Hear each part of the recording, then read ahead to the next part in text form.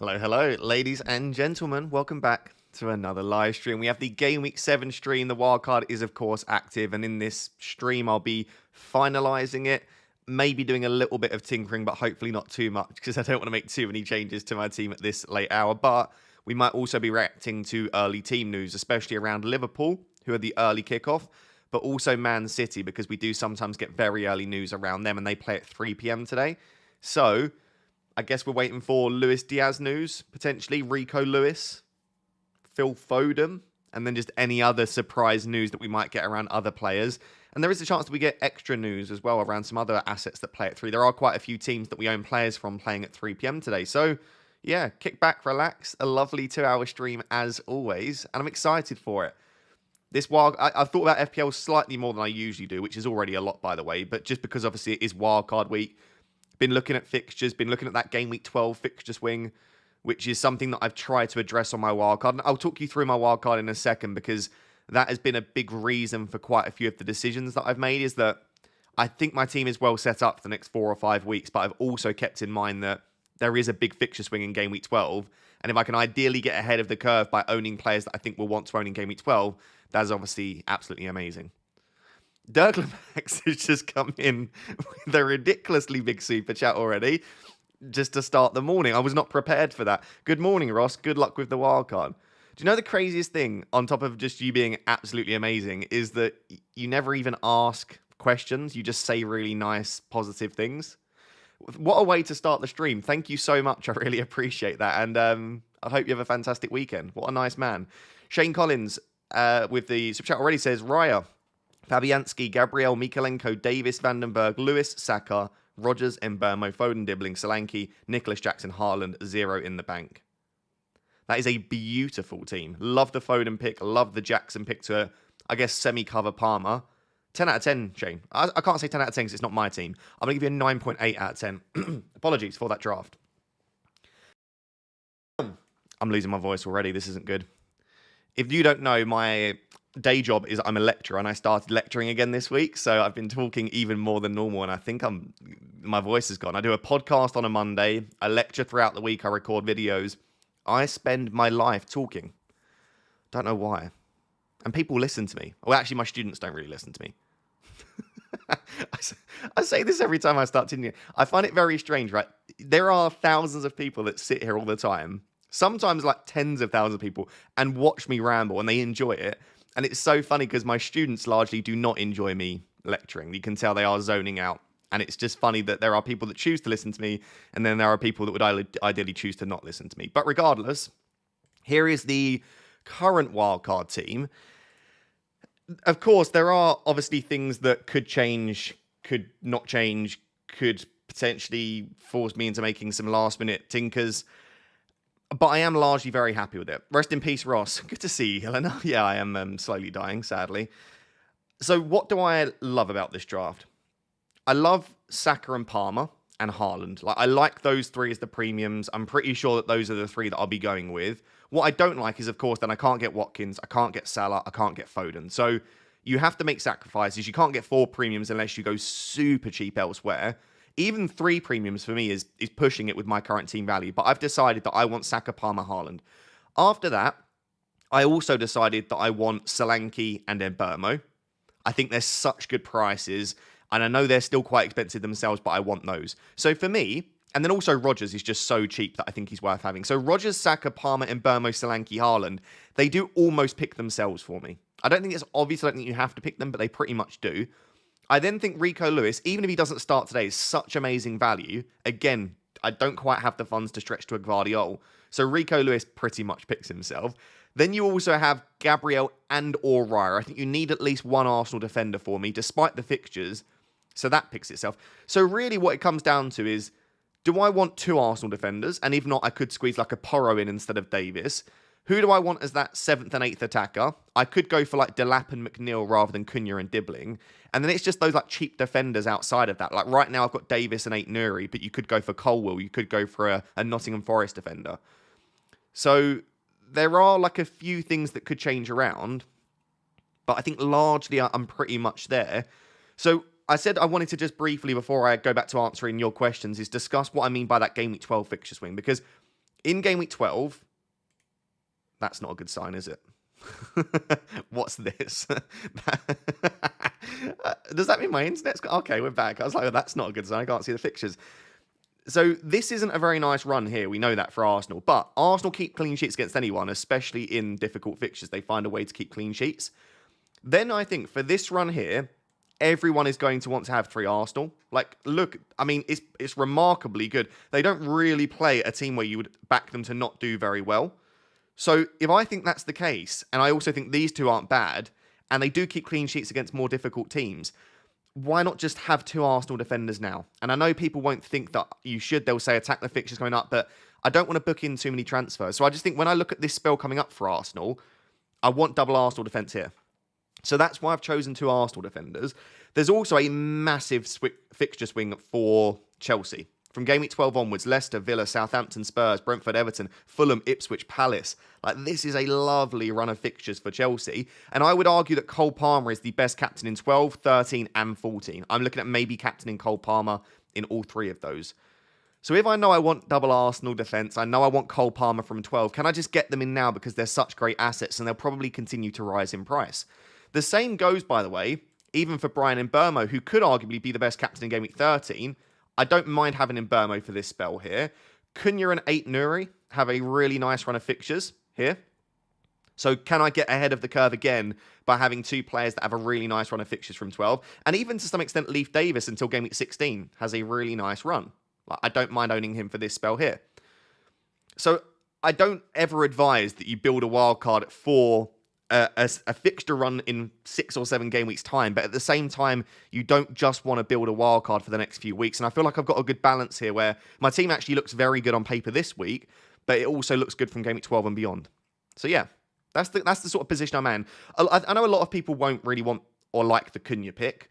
He's just a 90-minute man, I think, anyway, probably on penalties. And I think Wolves have been better than we're giving them credit for, considering they've played against Arsenal, Chelsea, Forest, Newcastle, Villa and Liverpool. 6 teams that have been very good to start the season. Even you could say Forest, but Forest, we know, again, have been a very good defence and they're playing quite well. Chelsea have been much better this season. Newcastle, maybe you'd expect it slightly better there, but at the same time, they've just drawn against Man City. So, and Villa and Liverpool have been flying. So, yeah, I think Wolves could go on a really nice run here. The only major criticism I could say with the wildcard, and I will answer your questions in a second, is 2 things. Firstly, there's no Liverpool. And that is a major criticism, given that Liverpool are at least the 3rd best team in the league. And from an FPL perspective, they're one of the best teams to own assets from. So there's no Liverpool here. It's a major issue. On top of that, the defence and bench is a weak situation. Like, let's say Dibbling loses his place. I have to start these 7 attackers every week. Let's say Van den Berg doesn't start every game, which we think is a real possibility. And let's say Lewis doesn't start every game and his minutes aren't great. At that stage, let's say that Lewis's minutes aren't great, Van den Berg isn't starting, and Dibbling isn't starting. I've basically only got 11 players at that stage. But the thought process behind it is, by the time that is a possibility, I'm hoping to have saved up a few more transfers. I can maybe downgrade Saka to Foden, upgrade Van den Berg to a 4.5 defender, and maybe try and get Dibbling to like a Carvalho or an Adama Traore or something like that. I know it's not wise to use transfers and that kind of thing, but I'm saying I will have transfers to use to try and fix any mistakes that I feel like I've made. There we go. That is basically the situation with the wildcard. I thought I would explain that before I get on to answering your questions, because there will be a lot of people that are wondering about some of those picks, but I'm largely very happy with it. And what I love more than anything is 1, 2, 3, 4, 5, 6, 7. 7 attackers, all very, very nailed on for minutes. And so they don't always have perfect fixtures. Like, Rodgers does have some tough fixtures coming up, but they're all attackers that you would expect to start basically every available minute. I've not taken many minutes risks with the attack, other than Dibbling, who's just there on the bench. Right, let's answer your questions. Is Trossard a good pick?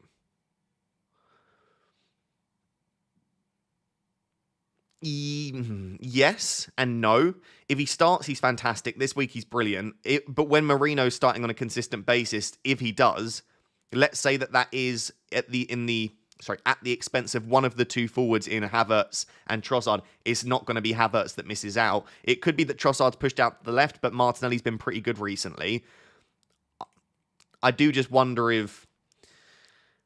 I'm going to say no, I don't like the Trossard pick anymore. But I don't mind it in the short term. It depends. It depends on the horizon you're looking at, I guess. If you're looking over 3 to 4 weeks, maybe. But the thing is, the fixtures start to turn for Arsenal. I think I'd rather just go for a Kulusevski or a Johnson, honestly. Like, at that price, Kulusevski and Johnson look fantastic.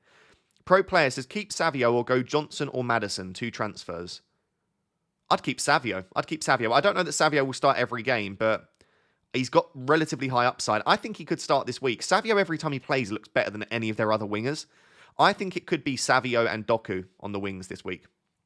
I feel like Pep could go for that system, although Grealish has been playing very well. So maybe something like Grealish and Savio. I suppose it could be Grealish and Doku. This is the issue when you own a Man City attacker, even if it's someone like Phil Foden or De Bruyne, you're just never fully sure if they're going to start. It's only Haaland that we know. Hey Ross, thoughts on a no Haaland draft? Yeah, I considered this kind of a second ago before I started the stream. If I were to go no Haaland, it wouldn't be too dissimilar to the team I've gone for here. I would just have Salah instead of Dibbling, which should give me 7.2 to spend on the forward.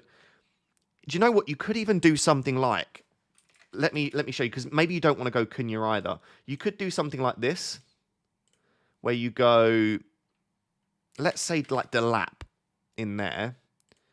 And then you'd have to take out one of your Arsenal defenders. So let's say something like, I don't know, let's just say for now you go for Fleckham, which would give you 1 million to upgrade some of the other defensive spots. So at this stage, you could just upgrade. You could upgrade Davis to a 5.5, but there aren't really any standouts. You could upgrade Vandenberg slightly. I would probably just go for like more squad depth. So I would go for something like Colwill. Then maybe I'd leave the money. You don't have to always spend the money, do you? Or you could upgrade the lap if you don't think he's a great option. I mean, that's a good enough team as it is. Something like that. Right? So you've got Salah, Saka, and Palmer. And you've got Solanke, Havertz, and Mbeumo. You've got a bit of cover with Delap and Rodgers. And you've got one Arsenal defender, a Man City defender, and then you've got Colwill, Davis, Ait-Nouri that you can rotate. Like that's probably something like what I would do. The other alternative you have is if you're not convinced by Salah, you could go for Watkins instead of Salah, and that just gives you so much wiggle room to play with, right? You can get Trent in there, you can get in here Raya, and then in this spot here, you just put in someone like a Kulusevski, and then rather than Ait-Nouri, you go for like a Greaves. No, you won't want to go Greaves here in this situation because you've got Davis. But something like that is then your premiums are Saka, Palmer, and Watkins. You don't have Salah, but it allows you to go double Arsenal defence, Trent, Solanke, Havertz outside of that, and Kulusevski. You could even go Johnson there if you can afford it. You've got various ways you can approach the no Haaland team. I don't dislike it at all, by the way. And I think around game week 12, I'm going to be very tempted to sell Haaland because you remember that his fixtures from 12 are Spurs, Liverpool, Forest, Palace, United, Villa. I'm not saying this is a bad run of fixtures, but there are certainly players with better fixtures. So yeah, I'll be absolutely tempted to remove Haaland around game week 12. But for now, I'm just going to go for it. I do really like it though. Don't be put off. Don't be put off of going for a no Haaland draft. Why not Van de Ven? Yeah, Van de Ven. So firstly, what I'll say is Spurs have improved defensively. They definitely have. And even last season, they weren't as bad as some people were suggesting. So they're not an awful defence. I just think people are blowing out of proportion what an option Van de Ven is based on last week. So last season, actually, let me double check this. Last season, Van de Ven's attacking data was non-existent, I believe. Van de Ven, then we'll go 23-24. So Van de Ven's expected assists, Van de Beek, I don't want Van de Beek, Van de Ven. His expected assist was 0.01 and his XG was 0.02. So Van de Ven's XGI per 90 last season was 0.03, which is genuinely horrific. Like that's worse than pretty much every defender in the game. So Van de Ven demonstrated absolutely no ability to score goals and get assists last season. People will point to the fact that he did indeed score goals and get assists last season, but the underlying data wasn't there to support that. And that's obviously what we're going to look at here on this channel. This season, Van de Ven has had, in his games so far, 0.02, 0.04. He then didn't play, 0.04, 0.01. So Van de Ven, up until game week 6, has once again demonstrated that whilst he is an exceptionally gifted footballer, he doesn't have much attacking threat. I know he picked up an assist, but it was from 0.04 expected assist. I know then against United, he's shown 0.66 XGI, and he did have a chance to score a goal, by the way, but that is largely just that absolutely ridiculous wonder run that he took on the entire team and then set up Johnson from about a yard out. You could point to that and say that shows how good Van de Ven is, but he's not going to repeat that on a consistent basis. So I guess what I'm saying is I've now seen over a 14-month period that Van de Ven doesn't carry much attacking threat, especially in comparison to other defenders. So unless you are telling me that you think Spurs do keep a lot of clean sheets, which they could, I just don't see the value in Van de Ven as much. Now, the fixtures aren't bad coming up, but I looked at them and from a defensive perspective, I don't like them as much. Brighton I expect to score. West Ham at home is a good chance for a clean sheet. Palace, if they don't get their act together, could be. But then Villa, even Ipswich, City, Fulham, Bournemouth, Chelsea, I don't see more than 2 clean sheets in this spell, maybe 3 for Spurs, and maybe that's being a bit harsh. I don't know. I don't think Van de Ven's a bad pick, but now that he's up to 4.6 million in particular, I think if he hadn't played against what is one of the worst teams we've seen in Premier League history, Man United, last week, I don't know that we would be looking at this now and saying Van de Ven's a fantastic option. If he'd have just got a 6-pointer here, I think people are just going crazy because of that insane run that he went on. And by the way, it was fantastic, but yeah, I'll leave it there. I'm not a Van de Ven hater as much as it seems like I am. I just don't think he's going to continue to get attacking returns on a consistent basis. And I also don't think that Spurs are, whilst they're not a bad defence, I don't think they're as good as people are making out. This is unnecessary stress for a Saturday morning. Sorry, Pickle. I do apologise. Right.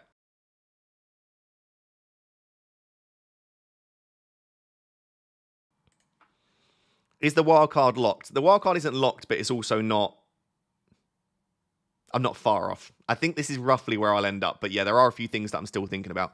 Good morning, Ross. I'm on a wildcard as well. The current team is Vandenberg, Lewis, Robinson, Davis, Salah, Mavadini, Dibbling, Havertz, Haaland, Solanke. I have 1 defender and 2 midfield spots to fill. 19.5 million in the bank. Any suggestions?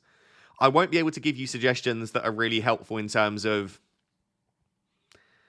Like, I'm not going to be able to work out the exact math right now, Shaunak, but Mbeumo stands out as a big miss. I think Arsenal defence stands out as a big miss. And I don't like the fact that you've got Mavadidi and Dibbling and Vandenberg and Davis, and you're probably going to have to go cheap elsewhere again. So I do wonder if you might have to skip out on Salah, unless you can just find a way to fill up the remaining spots. But Mbeumo and Arsenal defence stand out for me there as 2 places that you could definitely do with improving, or at least adding. JM says, good morning, Bus. Good morning, Bud. Need some advice, please. Salah and Smith Rowe out for Mbeumo and Palmer for a -4. If not, then start Ahmad instead of Smith Rowe. I don't like the idea of a -4 to remove Salah, but getting Smith Rowe and Salah out. Smith Rowe's got City. Salah is fine, but I'd prefer the Mbeumo and Palmer combination. I'm going to say actually yes, and I can't believe I'm saying that, but I just think having Mbeumo and Palmer as a combination of 2 is so much better than Salah and Smith Rowe for me. So I'm going to say yes, but if not, I would be tempted to start Ahmad instead of Smith Rowe, yeah. Who to start this week, Davis or Konsa? I'd start Leaf Davis for the attacking threat, personally. I know Konsa's got the better fixture on paper, but I would rather... I can't believe I'm saying that Man United's a better fixture than West Ham. Konsa's got the better fixture on paper, but I would start Davis for the attacking threat. Buy Lewis or Davis to play now until game week 12, thanks. If they have to start every week, it is Leaf Davis, but assuming that you can get away with them being rotated once or twice, Rico Lewis definitely has the highest ceiling, in my opinion. So I would go for Lewis unless you need them every week. Paul says, morning, thoughts on my wildcard team? Raya, Fabianski, Gabriel, 8 Nuri, Greaves, Lewis, Van VVB. Who's VVB? Is that Van VDB? VB Vandenberg, Palmer, Saka, and Mbeumo, Rogers, Dibbling, Solanke, Cunha, Haaland. Any changes? Yeah, it's not far off my team, is it? In fact, is it my team? I think that's my team, isn't it? I think you've just given me my team. Apart from you've obviously got Greaves rather than Davis, I think, Paul. Yeah, I mean it's fine. The defense is weak, right? Because you've got 8 Nuri, Greaves, Lewis, and Vandenberg. So I would consider downgrading Cunha to upgrade your bench. In your defense, I know I've got a similar setup, but I've got Davis instead of Greaves. So I feel like it's slightly better than having to start Greaves every time. Lucky boy, hi Ross, what is the justification for Cunha over the likes of DCL? Just deciding for my own team. Sorry for asking so many questions this week. You don't need to apologise for asking questions. That's what I'm here for. I would say the benefit for Cunha is that the fixtures longer term are slightly better. That being said, I don't think there is much benefit to going for Cunha over Calvert-Lewin other than my own gut feeling. Calvert-Lewin and Cunha have very similar data. They're both probably on penalties, although we don't know that for Cunha. They both get good minutes and they've both got good fixtures. If you need to save money and you want to do something similar to my draft, Calvert-Lewin over Cunha is absolutely fine. I've just got a bit of a gut feeling about Cunha, and I like owning players that others don't. Not for the sake of it, but when I think Calvert-Lewin versus Cunha is close, why not own the player that not many other people are even talking about, let alone owning? And that might be for good reason, by the way, but that's the idea for Cunha. I don't think you need to have Cunha in your team at all. Philippe says, hi Ross, good morning. So I've got 2 starts for 3 players, Rodgers, Smith Rowe and Wood. Who of the 3 would you bench? I would bench Smith Rowe there because the fixture is comfortably the most difficult. And with Wood, you have penalties and he's playing as the number 9 and Chelsea can be got at. And Rodgers has a really good fixture and he's playing very well at the moment. So I would play Rodgers and Wood and bench Smith Rowe there. Joseph Stack says, good morning, Ross. Hope yourself and Pickle are doing well. I have no Pickle with me today. Pickle is at home, but I am seeing Pickle later. And I'm sure she's doing well. Thank you for saying that. Congrats on a better Game Week 6. Yeah, it was better for sure. I thought you said belter. I was like, I don't know if I'd call it a belter. It was definitely a better Game Week 6. Torn between Saka and Haaland for captain this week. What are your thoughts? Thank you, Joseph. I need to run a captaincy poll. I always forget. I think on paper, the fixture and matchup is better for Saka, but Haaland is a better asset than Saka. Therefore, I'm leaning back towards Haaland. That's the only thing that I would say. Will Watkins be benched? Watkins will not be benched, no. If Duran starts, it will be with Watkins. I'll tell you in a second. Let me get this captaincy poll going, because I've got a feeling that Duran might start this week. Captaincy poll. Haaland against... I can't believe I'm captaining Haaland. I can't believe I own and I'm captaining Haaland. What a time to be alive. I can finally enjoy my weekends again. Who are we captaining? Havertz is quite popular this week, isn't he? If you're not captaining Saka and Haaland, who are you captaining? Do you ever wear your cap facing forward? There you go. Who are we captaining? Haaland, Saka, Havertz. Is anyone going Salah? Palmer. Oh, yeah, Palmer's probably the most popular this week, isn't he? Yeah, Palmer. Other?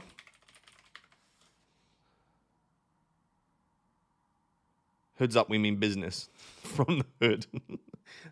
No, I don't think I sound like I'm from the hood. Okay. There's so many captaincy options this week. I'm going to go Haaland, Saka, Palmer, other. Okay, there's the captaincy poll. Back to Aston Villa. I think it'll be a 4-4-2 this week with Watkins and Duran as the forwards. And we might see Rodgers on the left and Philogene on the right. It's like a 4-4-2 situation. You look like Eminem. Thanks. Looks like you're trying to hide from us or hack into something. I'm not trying to hide or hack. This is just I'm just proving this person that said that there you go, here's my bald head. Hello, Baldy. Someone said, do I ever wear my hat forwards? So there we go. You're welcome. Thoughts on Garnacho, Gundogan? Either of them nailed now. I wouldn't go Gundogan and I wouldn't go. I wouldn't go Garnacho either.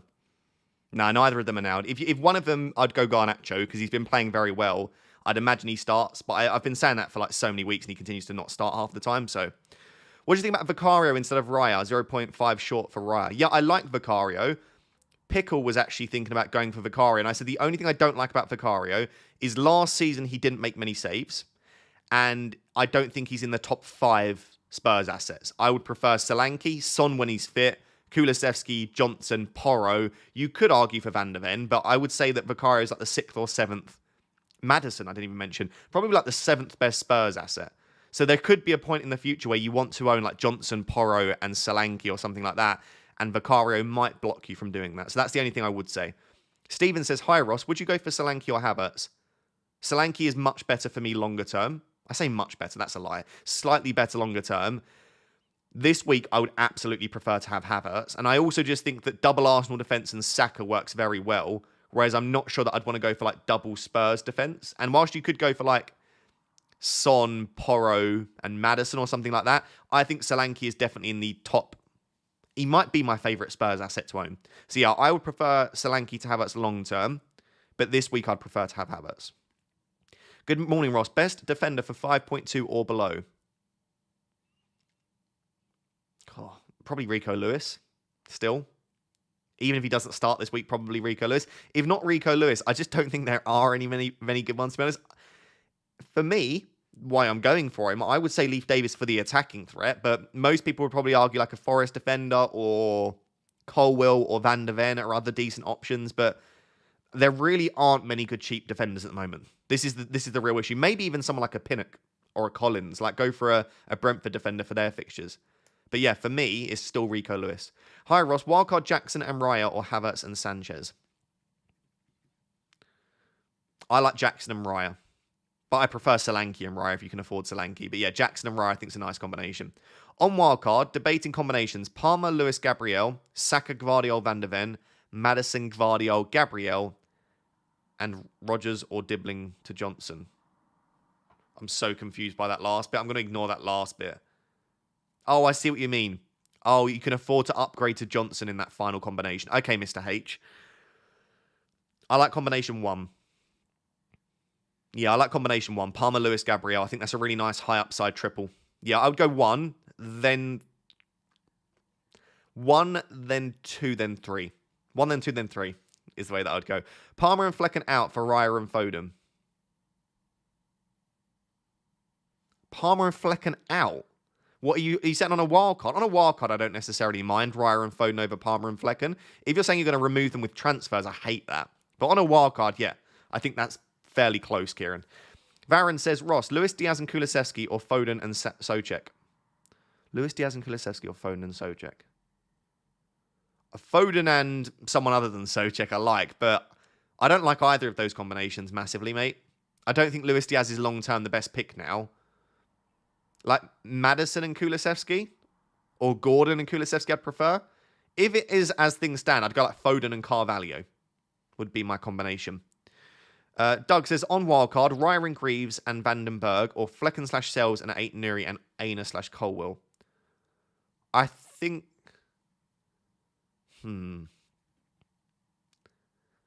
It depends what the rest of your defenders look like, but I like the idea of having Raya in there, but having 2 4.0 defenders doesn't feel amazing. So I would probably tentatively say the Flecken, Ait Nuri and Colwill-ish combination. But it depends. If your other defenders are absolutely nailed on, then you can probably get away with having 2 4.0 defenders.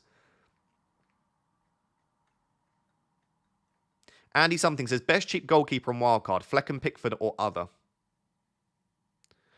I really like Pickford, but there are rumours going around that both Mikalenko and Branthwaite could be injured. So I'll say Flecken, but I do think that Nick Pope, if you can afford him, could be decent. I think Onana will make a lot of saves.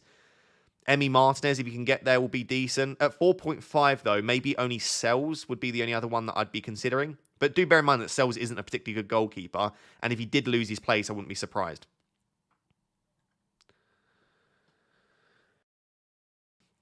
Yeah, maybe Harvey Barnes is a player that I'm not giving enough thought to. A couple of people asking about Harvey Barnes. Yeah, don't mind it.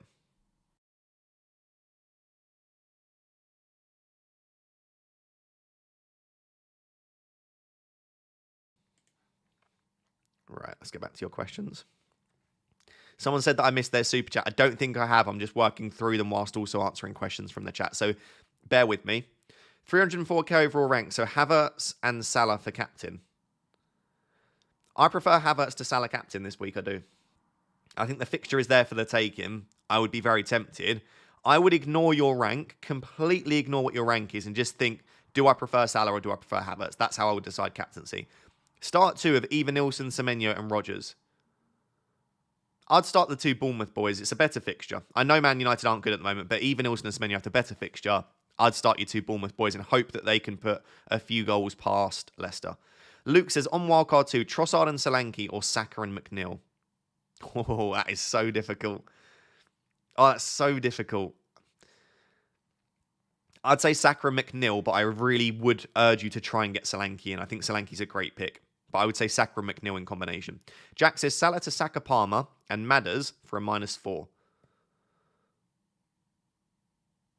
Salah to Saka and / Palmer and Madders. But who's the other player that you're selling, Jack? It depends who the other player is, but to allow you to get one of Saka and Palmer and Madders, then yeah, I don't mind that as a move. But it depends who the other players you're selling. Depends on your team as well, but I don't mind it. Philippe says, thanks. So my team is Fleck and Gabriel. Is my camera gone already? That's disgraceful. How long have we been streaming? 33 minutes. Thanks. So my team is Fleck and Gabriel, Trent, Lewis, Saka, Diaz, Rogers, Mbermo, Havertz, Haaland, Wood. 1 free transfer, 0.1 in the bank. Would you roll the transfer? That feels like a relatively easy roll. Obviously, if we get news that Luis Diaz isn't starting, then it might make it a little bit more difficult for you. But yeah, when I just glance at that, that feels like a relatively easy roll. I think that's a very nice team. Aaron says, I transferred out Palmer for Saka last game week, and I still haven't recovered. That is very painful. That is extremely, extremely painful. Full respect for going without Erling for so long. I backed out game week 3, thank God. Yeah, you could say full respect, but it's probably a mistake for me to do that in all honesty. But yeah, do I regret going without Haaland? I don't regret going without Haaland, but it was a fun experiment. You could say fun, and it didn't pay off in the end. But yeah, don't worry, guys. Camera's coming back now. But yeah, transferring out Palmer for Saka, I wouldn't have recommended it, I don't think. But at the same time, you wouldn't have imagined it would backfire as badly as it would, considering that Palmer had the trickier fixture and Saka was playing against Leicester. And to be honest, Saka was very unlucky to blank in that game. So I understand why you made the move, Aaron. Kieran has been a member for 8 months. Thank you very much, Kieran. There was no message attached, but thank you for being a member for 8 months. Hi, mate. Thoughts on Salah and Diaz to Saka and Palmer? If we get a leak that Diaz doesn't start, yes. If we don't, I wouldn't sell Salah and Diaz for Saka and Palmer this week. I do think it's a better combination overall to have Saka and Palmer. But if Salah and Diaz both start, they could easily outscore Saka and Palmer. So I would only do that if we get a leak that Diaz doesn't start. Personally. But I do understand the temptation regardless, to be honest. I just don't think you need to rush Palmer into your team. Listen, I've got him in my wildcard. I've had to sacrifice a lot to get him there. But when it's transfers and when it's selling good players like Saka and Salah for hits, I don't think you need to go out there and rush Palmer into your team. I don't think it's a great fixture this week for him. I would not be surprised to see Palmer blank this week. That's not me trying to reverse jinx or anything. I'm just saying I wouldn't be surprised. Hassan says, 1 free transfer. Should I do Trent to Gabriel or replace Eze? I wouldn't sell Trent this week unless, again, we find out that he's benched, which I don't think he will be. I would say replace Eze for Johnson or Kulusevski would be my priority there. I don't think you need to sell Trent at the moment. On Wildcard, Man United fixtures 8 to 13 are fab. De Ligt is 4th for XGI for defenders, and Onana's a great goalkeeper. Triple up ? Like the look of Garnacho or Haaland as my 5th midfielder or 3rd striker. I will just say that yes, the fixtures are good and I expect them to improve, and especially if Thomas Tuchel's the manager by the time eight swings around, it could have been a really wise decision to go for more than one United asset. But as things stand, we are one of the worst teams in the league, and regardless of fixtures, I wouldn't expect us to play particularly well. The only player there that I don't really mind a shout on is actually Onana in goal. I think with De Ligt, there are other defenders that I'd prefer personally. Garnacho and Haaland are just not nailed on enough at the moment with the rotation that we're seeing. So yeah, I don't mind the idea of a punt on United. I wouldn't be going for more than 1, maybe 2. I certainly wouldn't have 3 Man United players personally on a wildcard. Unless you've just got a gut feeling, in which case maybe follow it. SK, with Haaland at 15.2 million, I think he's 15.4 million now, by the way. I'm so tempted to drop him for a better average team, keeping in mind I have Salah also. Yeah, we spoke about that at the start of the stream. If you go back right to the start, I built a no Haaland draft.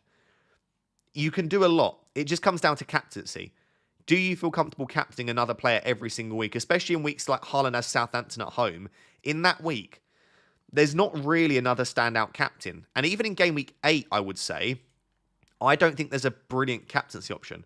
Like in game week 8, who are you captaining if not Haaland? Maybe a Spurs asset? Maybe Ollie Watkins?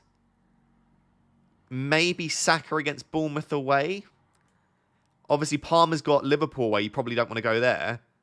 I look at that and he's obviously the standout captain then. And then going on to game week 9, he's got Southampton at home. Arsenal have Liverpool at home. You don't want to go there. You could captain Palmer against Newcastle. Not a massive fan. Spurs have Palace away. You could, again, captain Watkins against Bournemouth at home.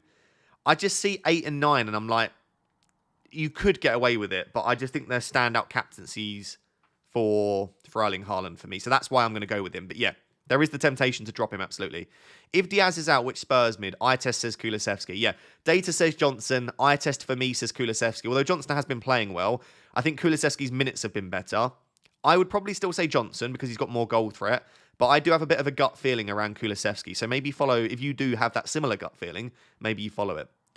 Tank says Akanji and Pinnock or Gvardiol and Vandenberg. Gvardiol and Vandenberg for me. Raya Greaves, Lewis. Oh, sorry. Raya Greaves, Calvert-Lewin versus Vicario, Davis and Wood. Raya Greaves and Calvert-Lewin for me, but it depends on what that does to the rest of your defence. Like, if you've already got a really weak defence, maybe you go for the combination with Leaf Davis. I don't know. I need to see the rest of the team. Stevie Boy says, hi Ross, if Diaz is confirmed not starting, roll the free transfer and play Rodgers, or use 2 free transfers for Diaz and Trent out for Palmer and a 4.5 and bench Rodgers. I think if Diaz is confirmed out, you use this opportunity to pivot to Palmer. I would do it. Especially as it's for free. If it's for a hit, then maybe you don't, because selling Trent as part of a hit doesn't feel great. But if we do get confirmation that Diaz is out, then I do think it's a good chance to pivot to Palmer, because I think that is the structure that you probably want moving forward. But equally, Rodgers is fine to start this week. So if you don't fancy it, you want to keep Trent, then I understand. Trent to Rico or roll? I'd roll. I don't think you need to do Trent to Rico Lewis this week. Even if we get confirmation Rico starts, I still don't think I'd make the move.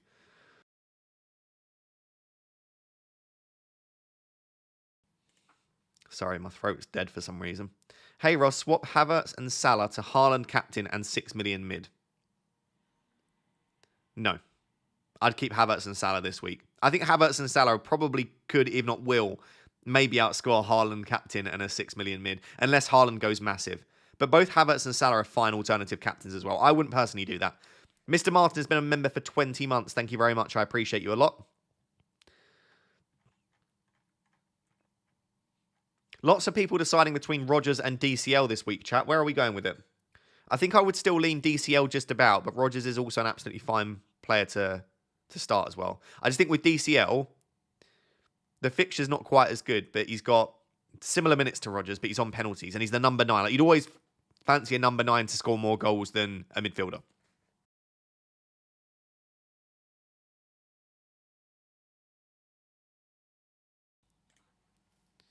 Like the stream if you enjoy the content. Thank you, Zodiac. I always forget to ask. Please do consider liking the stream. I'd really, really appreciate it. Also, if you're one of the 3,300 that are watching right now that have not yet subscribed, please do consider subscribing as well. Lots of content every week. Rodgers, Everton look injury ravaged, so going to be pressed hard.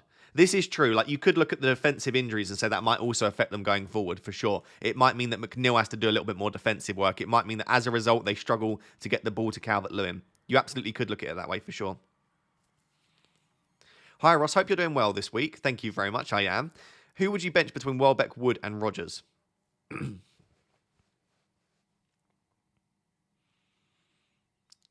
Oh, that's a tough one. I might bench Chris Wood there. Because Welbeck's still on penalties.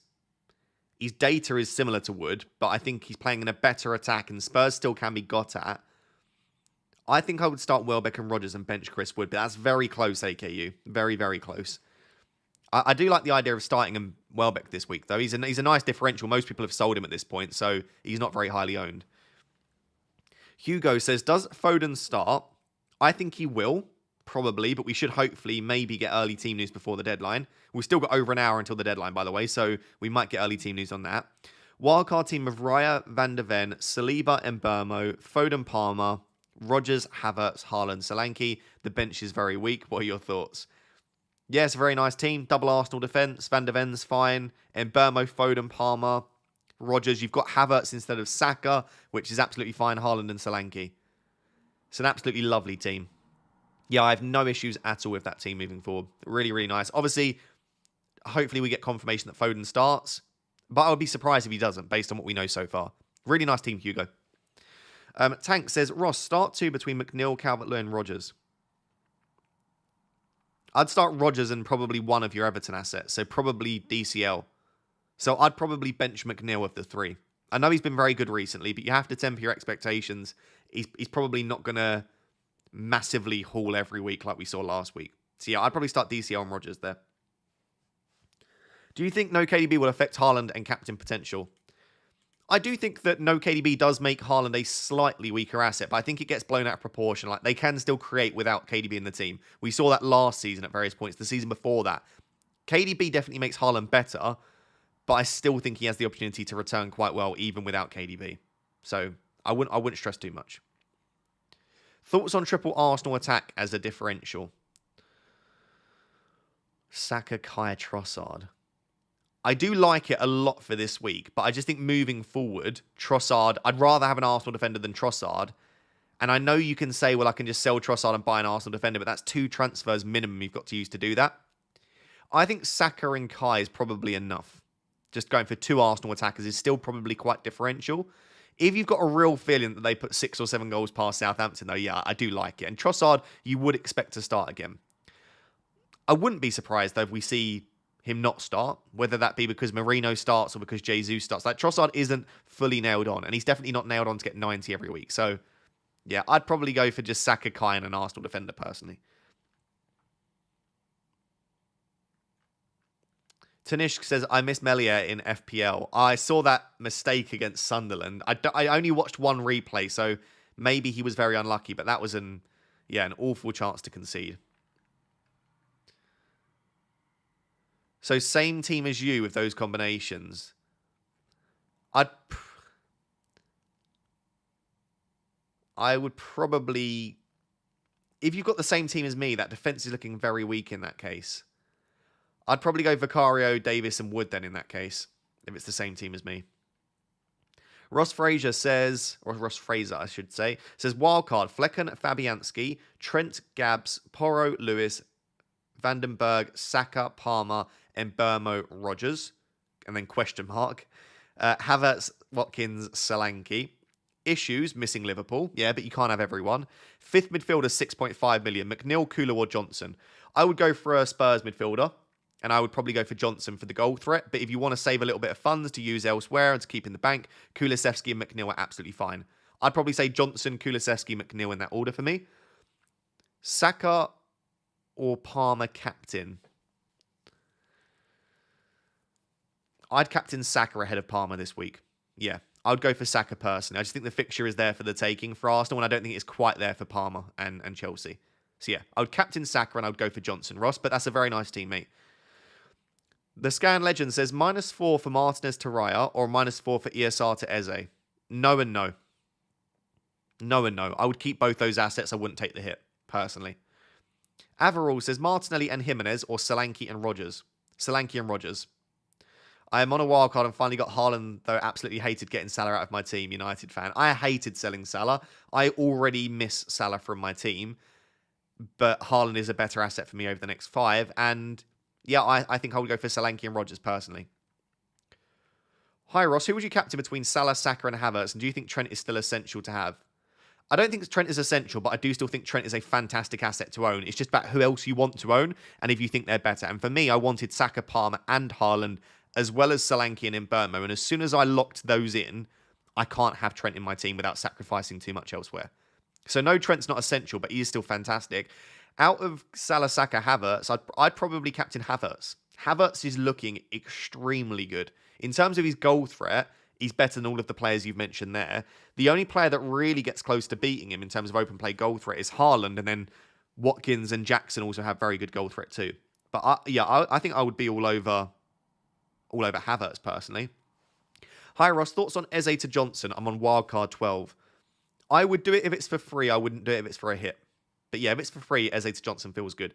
Toby says Flecken, Akanji, Gabriel Konsa, Diaz, Mbeumo, Semenyo, Saka, Jackson, Havertz, Haaland, Rodgers on the bench, 2 transfers, roll, or do you have any suggestions?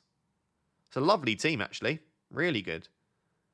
The only concern I would have is Akanji and Diaz, whether they both start. You've got Rodgers on the bench, so the Diaz thing might not be an issue. Akanji should start, I think. But maybe moving forward, Akanji to someone like Rico Lewis might be worth it, considering they're both rotation risk, but maybe Lewis has the upside. But yeah, otherwise, that feels like an okay role to me, Toby. It's a nice team.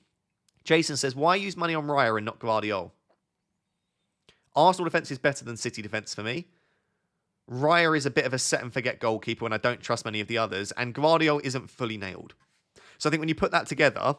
Also, Gvardiol is more expensive, obviously, than Raya. But when you put that together, I think I would prefer Raya and Davis than I would Gvardiol and a cheaper goalkeeper. Just about. But it is very close. Aina to Gvardiol, okay, or Trent/Schade to Lewis Foden -4. I don't know that I'd do Aina to Gvardiol. I think Gvardiol's a better player, but like with the price consideration, like Aina is absolutely fine moving forward. Trent/Schade to Lewis Foden -4. I like that a lot. I do, but selling Trent for a -4 again. If we get confirmation that both Lewis and Foden start, I like that, Luke. But otherwise, I'd probably just leave all of it. I wouldn't make any of those moves. Josh says, hit the triple captain on Haaland as some are going against him. Fulham has been good, but haven't played against one of the best attacks so far. What are your thoughts? Listen, I said I didn't like it against Ipswich and he went and scored a hat-trick. And I kept saying he's not going to score back-to-back hat-tricks, and he went and scored back-to-back hat-tricks and then got a brace. Like, the man is unbelievable. I wouldn't ever bet against him, really. But I do think there will absolutely be better fixtures to target than Fulham at home. In fact, Southampton at home in Game Week 9 for me is a better triple captain chance. As you say, though, people are pointing to the fact that Fulham have been good defensively, but they've not really played a particularly good attack. So, I will say, I don't mind it, but I wouldn't do it. But I don't want to put you off. Caleb says, Saka or Havertz captain want to have some fun. I'd go Havertz captain, honestly. Havertz has had much better goal threat. He's had over double the goal threat of Saka so far this season. Vardy or Wood, and why? I would be tempted by Jamie Vardy, but I'd probably go Chris Wood because I think he's playing in a better attack. I feel like his data is slightly better, and he's also on penalties. Fixtures-wise, maybe Leicester's are slightly stronger, but I still don't think that they're bad for Forest. So yeah, I'd maybe go Chris Wood. Vardy or Delap in for Manise, leaning more towards Vardy. Yeah, I'd maybe go Vardy. Vardy's got the pens. Minutes are probably relatively similar for both, maybe slightly better for Vardy. Fixtures-wise, I'd maybe slightly prefer Ipswich's, but yeah, maybe Vardy is a slightly better pick than Delap moving forward. Obviously, Delap's just scored a brace and he's looking very good, but yeah. Gvardiol's attacking return happened when Lewis was number 6. Yeah, this is true, and if Lewis does continue to play in an out-and-out midfield role, then maybe Gvardiol will look really good as an option. I'm pretty happy with my team, though. You have to accept, whether you're on a wildcard or not, like, FPL becomes so much easier when you accept that you can't own everyone. Like, would I love to have Trent and Salah in this team? Absolutely. Would I even like to have someone like Dwight McNeil? I'd love to have Dwight McNeil in my team. Would I like to have Gvardiol? Yes, absolutely. Like, would I like to have Havertz? I'd love to have Havertz, but as soon as I put in Havertz, then I can't have Solanke. Or if I put in Gvardiol, then maybe I have to downgrade Cunha, who I really want. Like, you just have to pick your battles. You have to pick the players that you want and just accept that you can't own other players in FPL. Jack says, it's my birthday. Happy birthday, Jack. Hope you have a fantastic birthday. Thanks for tuning into my stream on your birthday. Scape Caution says, good morning. Good morning. Raya, Gabriel, Trent, Vandenberg, Lewis, Salah, Mbermo, Semenyo, Smith Rowe, Haaland, Havertz. What are your thoughts? Non-wildcard, no free transfers, weak bench. It's a beautiful team, in all honesty. My concern, you're playing a 4 at the back. So you're playing a 4-4-2. I don't like the idea of you having to play 4 defenders every week, especially when one of them is Vandenberg. So longer term, I think you want to take some of the money out of the defence and probably downgrade Salah to allow you to spread some more funds into that third attacker and or a 5th midfielder. I think a 4-4-2 can work in some weeks, but moving forward, you don't really want to be playing 4 defenders every week, especially when one of them is a rotation risk in Lewis and one of them is Vandenberg. But for this week alone, that is a beautiful team, and I'd expect you to probably do quite well.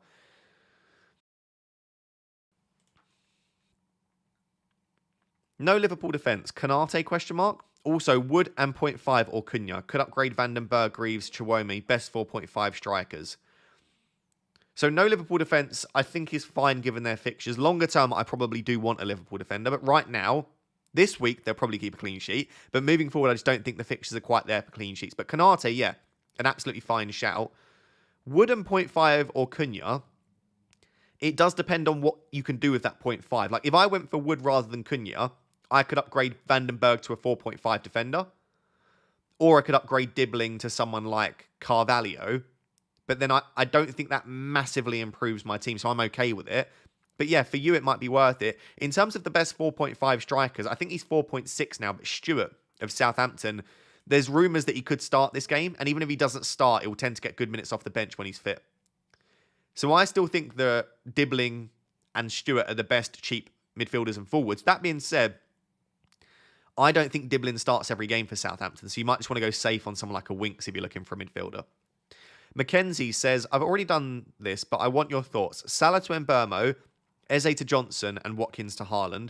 I regret it now, but I did Salah to Mbeumo very early. I wish I didn't, so I kind of had to commit. Again, like, yeah, if you ask me now, would I do it?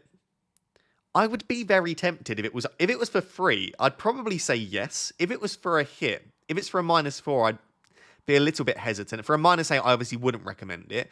But in terms of would I prefer Mbeumo, Johnson and Haaland or Salah, Eze, Watkins, I'd prefer Mbeumo, Johnson, Haaland. So don't beat yourself up about it. It's a fine set of transfers.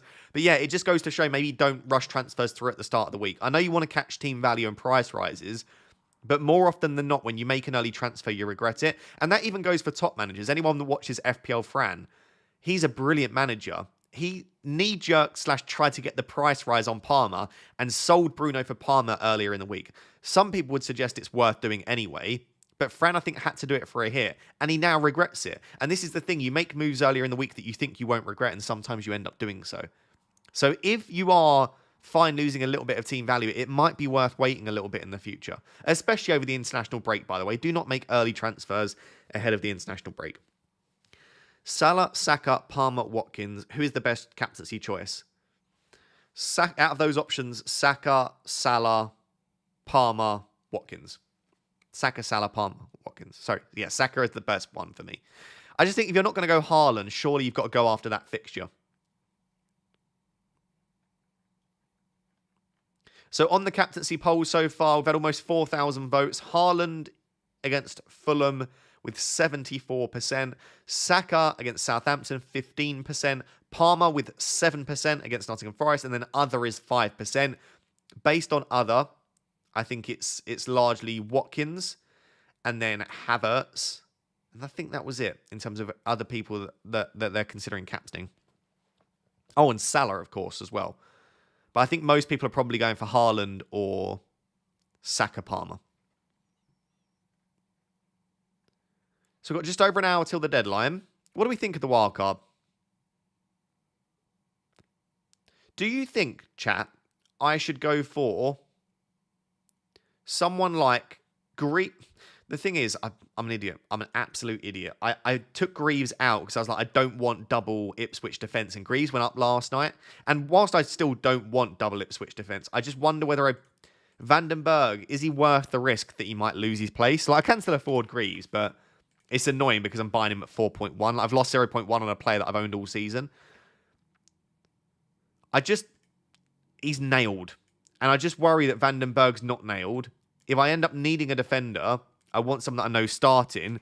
The other option is Ockerley. You can tell I do not watch Leicester games. But I could go for a Leicester defender, who I think he's pretty nailed. And again, the fixtures aren't bad for Leicester.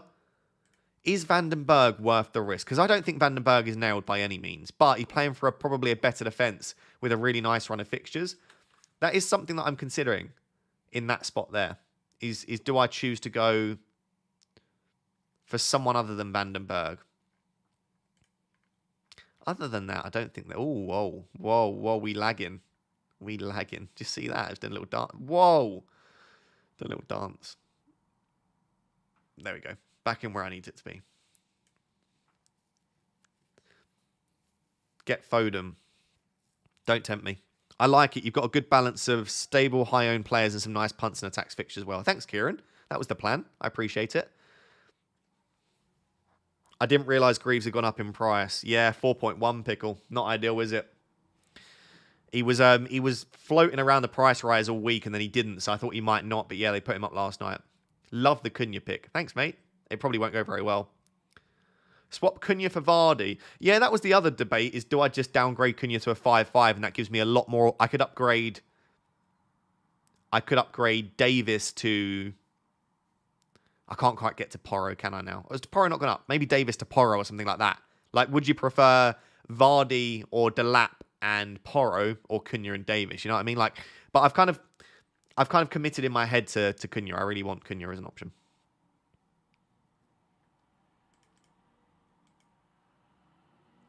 There are apparently people suggesting that rumours are circulating that Diogo Jota starts, which I would expect. Apparently, it's the account that got it wrong last week, though. MN Chuckster says, "Hi, I can't watch the stream today, but still wanted to wish you a great game week. Hope your wildcard works out. Enjoy your weekend." Thank you so much. You're such a legend. Super chatting on every single stream. I appreciate it. If you're still watching, you're probably not, but if you are still watching, I appreciate you, mate. Ben Jardine says, "I've been stupid." Oh no, what have we done? I transferred out Trent and Diaz for Guardiola and Johnson for a -4 hit, so I can upgrade Wood to Solanke in Game Week 8. I'm thinking now to go all out and captain Havertz. Firstly, I don't think it's the best set of transfers if Diaz starts, but I equally don't think Vardy and Johnson is a massive downgrade on Trent and Diaz. And I like the thought process behind being able to upgrade to Solanke in Game Week 8. So I like the thought process. I'm thinking now to go all out and captain Havertz. I wouldn't recommend changing your captaincy choice just because you feel like you've made a mistake. That's like doubling down on an error. If you think Havertz is the best captaincy choice, by the way, I think he's fantastic, then go for it. But don't captain Havertz just because you feel like you've made a mistake and you want to try and get back some points, is what I guess I'm saying. But yeah, I really don't mind Havertz as a captaincy shout. Phil says, "Do you keep João Pedro while injured or who to replace him with? No money in the bank and I currently have Haaland and Welbeck." I would probably replace João Pedro just because he's going to keep falling in price, and apparently it's looking like around game week 12 it might be until he's back. It could be that he's back earlier, but if it is the case, you're just holding a player that's getting you nothing and losing you value. If you can afford Delap or Vardy, I would be tempted, but I think they're both 5.6 now, aren't they? And is João Pedro 5.5? Let me have a look at this. Delap's 5.6. Vardy's 5.7. Oh, okay, I didn't know that. And then what was João Pedro? Yeah, João Pedro's 5.5. So you can't really afford to go anywhere, can you? Is it Ndai's 5.4? Not particularly exciting, but an option. There aren't really any forwards. Sorry, forwards. Even Raul Jimenez is 5.6. Now, Strand Larson. Sorry, I'd probably go Strand Larson. João Pedro to Strand Larson. Don't mind that as a pick. He's got the same fixtures that we spoke about for Cunha. His minutes aren't perfect. You can see he does get the odd early sub, but he started every game this season. I do think the odd game he could be benched, but yeah, probably the standout option at the moment at that price is Strand Larson. So yeah, João Pedro to Strand Larson. I'll do that. Not a bad pick at all. I could do that, by the way. I could go Strand Larson over Cunha, but I just think Cunha's worth the extra money for me. Salah Vardy to Saka and Solanke for free. Oh, would I do Salah and Vardy to Saka and Solanke for free? Oh, that's so tough. That is so tough. I think I would. I prefer them both this week, and I prefer them both long term as well. Yeah, I think I would be tempted for sure. But I don't think you need to don't feel like you need to make that move, I guess. Jack Mason says, Raya, Fabianski, Lewis, Gabriel, Van der Ven, Vandenberg, Greaves, Palmer, Saka, Mbermo, Rogers, Semenyo, Solanke, Haaland, Delap. Very nice team. Would you go for McNeil over Semenyo with Everton's issues? If this is a wild card, I would absolutely have McNeil over Semenyo. I still think, regardless of the issues, I think with the fixtures longer term, I prefer McNeil. You can always move back to Semenyo after that. It's a nice team. Yeah, I don't see many major issues. It's very similar to my team, I suppose. Just Delap's in there, Semenyo's in there at the moment. Yeah, otherwise, very, very nice team. No major issues, Jake. Really nice. Mackenzie says, I feel like Foden could just go so massive over the next 4. I'm so tempted to go for him soon. For Saka, just got a gut feeling about him. Hope you're doing well, Ross, and hopefully have a great game week. Thank you very much. I have that exact same feeling about Foden. So what my plan is, and I probably recommend you do the same if you've got Saka, is let's just give Foden the next couple when Saka's got Southampton and Bournemouth, and then in game week 9 when Saka plays Liverpool, Newcastle, Chelsea, Foden has Southampton, Bournemouth, Brighton. They're not the best set of fixtures after the Southampton game, but as a 3, you definitely prefer Foden there. So that's going to be what my current plan is to give Foden a couple of games to get back up to full fitness, give Saka his better 2 fixtures, and then move to Foden. And what you then get is you get Southampton at home twice in the space of 3 weeks, which is really nice. Toby says, also, here is some money for a beer. Use it to cope after we inevitably get battered tomorrow. Thank you very much, Toby. Do I think Ten Hag will make it till Christmas? No. I don't think Ten Hag will make it till Christmas, but I equally don't think he gets sacked after the Villa game. But I think he might get sacked after the Chelsea game. Maybe. If Palmer absolutely tears us a new one. There's only so long they can continue to give Ten Hag, and it's just not working. It's not worked at any point. It's not working now. The players have lost, like Fernandes getting sent off twice. I know the first one wasn't a red card, but Fernandes has lost his head. And like I know Fernandes is a bit of a diva on the pitch and people don't like him, but he's normally very professional in terms of like giving away fouls and not getting sent off. I know he gets booked a lot, but I feel like when Fernandes' head has gone, that's not a good sign. Like Lissandro and De Ligt on paper should work very well. That's a mess. I don't want to talk about United too much, but it's just not working. So no, I don't think he makes it till Christmas, but I don't think he gets sacked in the next week or 2. George says, good morning, Ross. Good morning, George. Flecken and Bermo Delap or Raya Rogers Cunha. I'm on Wildcard. I'm very, very biased because I have Raya Rogers Cunha and I don't have Flecken or Delap. But I also think Mbeumo is brilliant. I'm actually going to say Flecken and Mbeumo Delap because I think Mbeumo is such a massive player to own. But if you can get Raya in there as well as Mbeumo, I would probably urge you to do that. But yeah, Mbeumo's that good that for me, I'm going to choose the first option because I would want to have him. Trent, Gibbs, White, Jota to Gabriel, Mbeumo, Trossard.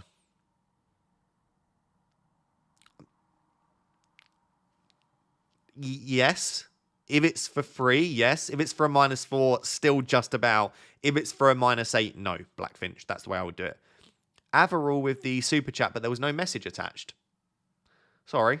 I would love to answer that, but there's no message. Frosty with the big boy super chat says, cocktail and mocktail for pickle money.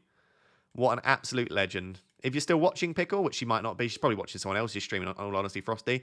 So Frosty has given us a little bit of money for a cocktail and a mocktail. We will actually use that because I'm off to Birmingham this weekend. So thank you very much, my man. I appreciate you. What a legend. And good luck with your wild card. I hope it's going well, your last minute tinkering. Right, how long we got? Just under an hour until the deadline. Just under an hour until the deadline.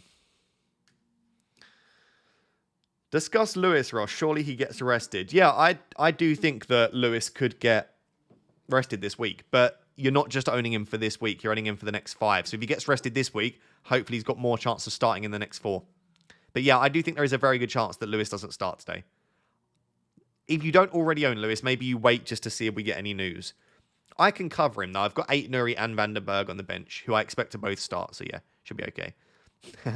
Pickle said, I said thank you. Would you do Jackson to Havertz for a -4? Much love. No. Much love to you as well, but no, I wouldn't. I think Jackson is fine this week. Havertz is better, but not worth a -4 personally. Guess who picked Savio over McNeil? I like Savio over McNeil. I think that's a fine pick. It obviously didn't pay off last week, but I think Savio's fine as a pick. Who is the best 4.5 defender? Have to start. Colwill this week, maybe. Van der Ven's gone up now, so not him. Pinnock is okay from Brentford. Wolves at home this week isn't bad. I mean, I've got Cunha, so I hope that I'm wrong, but there's a reasonable chance for a clean sheet there. Maybe not this week, but a Forest defender. Longer term's fine. I mean, I still think Leif Davis is a good pick, but I know other people won't agree. I'd probably say Colwill if you need to start them this week. But obviously, moving forward, they've not got the best fixtures coming up, so you don't want to start them every week. Max has been a member for 12 months, but no message attached. But thank you very much, Max. I appreciate it. Does double Arsenal and City defence lack difference as clean sheets are limited to just 2 teams? I have Raya, Gabriel, Gvardiol and Lewis. In an ideal world, that's a great setup to have 2 Arsenal and 2 City. So yeah, I've got no issue with that as a defence. That is kind of perfect, really. I would love to... If I could make Davis Gvardiol and still really like my team, then yeah, I really like that.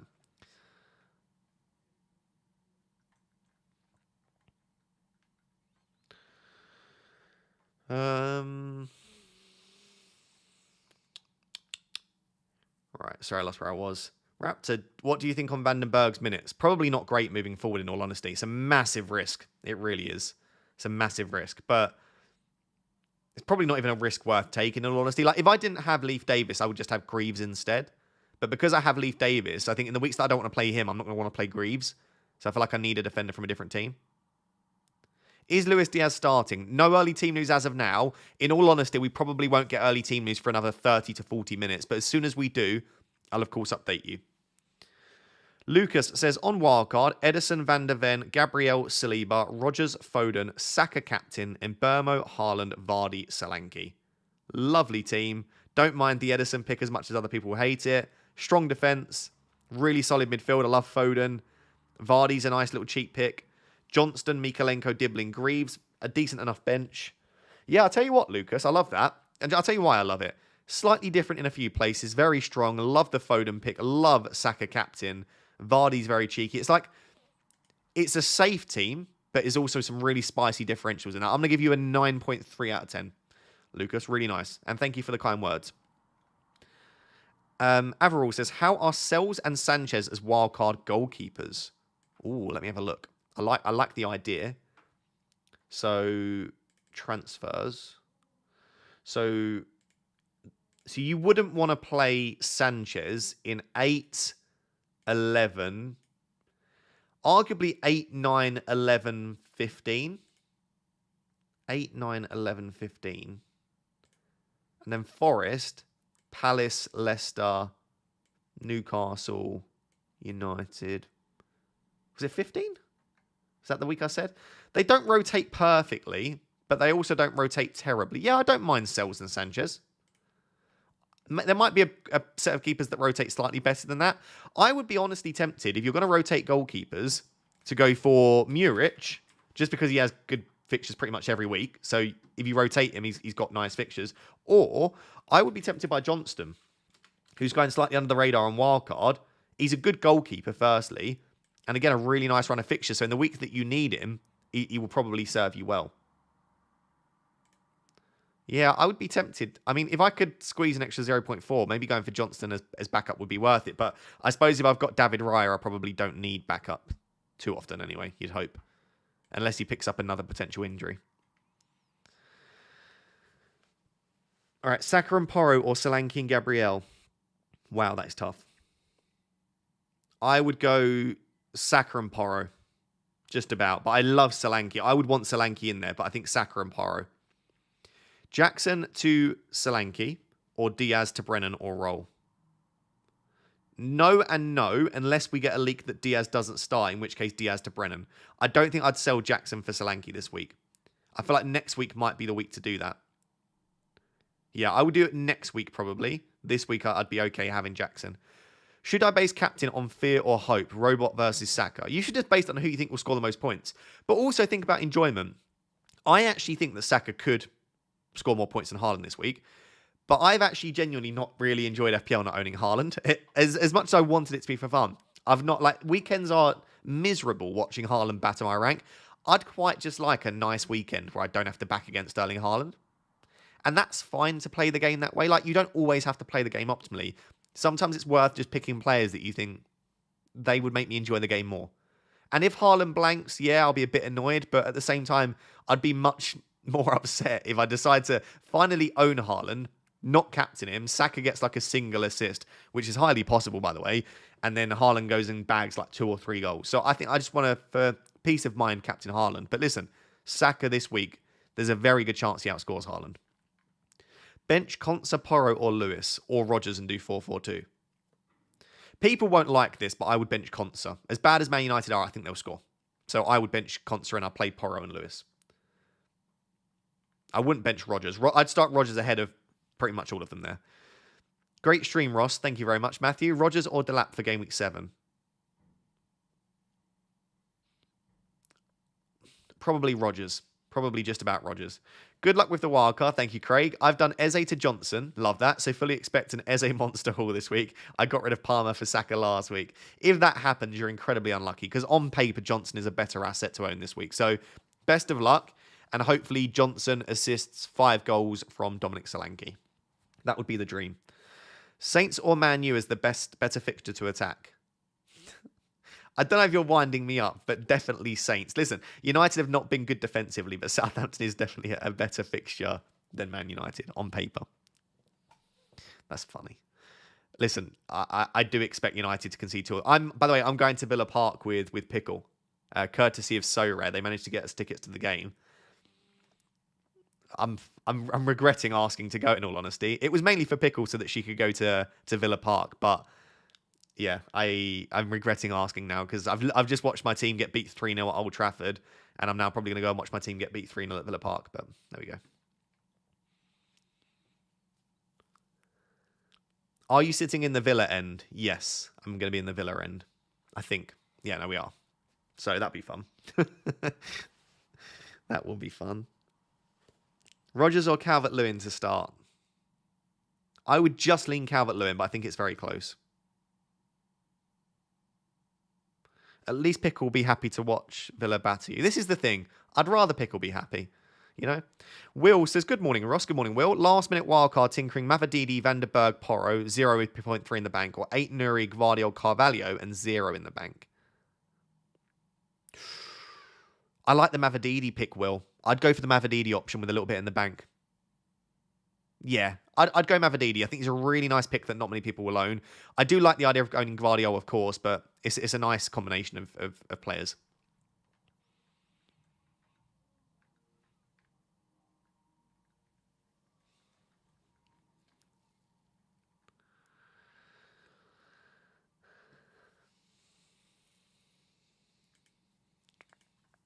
Right, let me get back to where I was.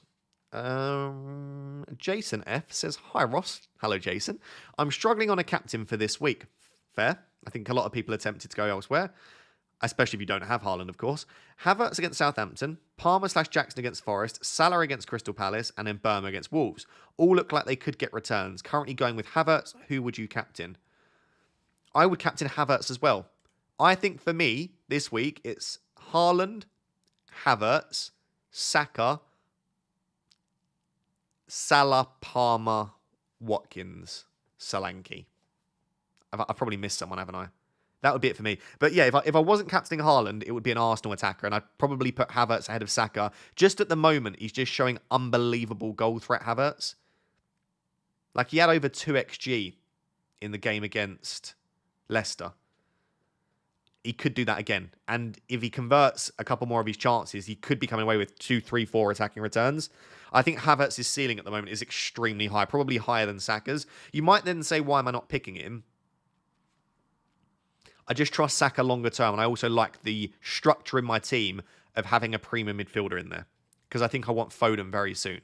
So whilst I think Havertz is probably doing enough to justify having him instead of Saka at the moment, I just think moving forward, the reliability of Saka as an asset, and also the structure of the team, I've got Saka for that reason. But yeah, anyway, to answer your question, Jason, firstly, thank you for the super chat. Secondly, I would captain Havertz. Saka and McNeil or Foden and Martinelli? Saka and McNeil for me for now, and then maybe you can move to Foden soon. I hate early kickoff captains. Yeah, this is the only thing, is early kickoff captains often don't go too well for whatever reason. But I equally do think that you should largely ignore that when making decisions.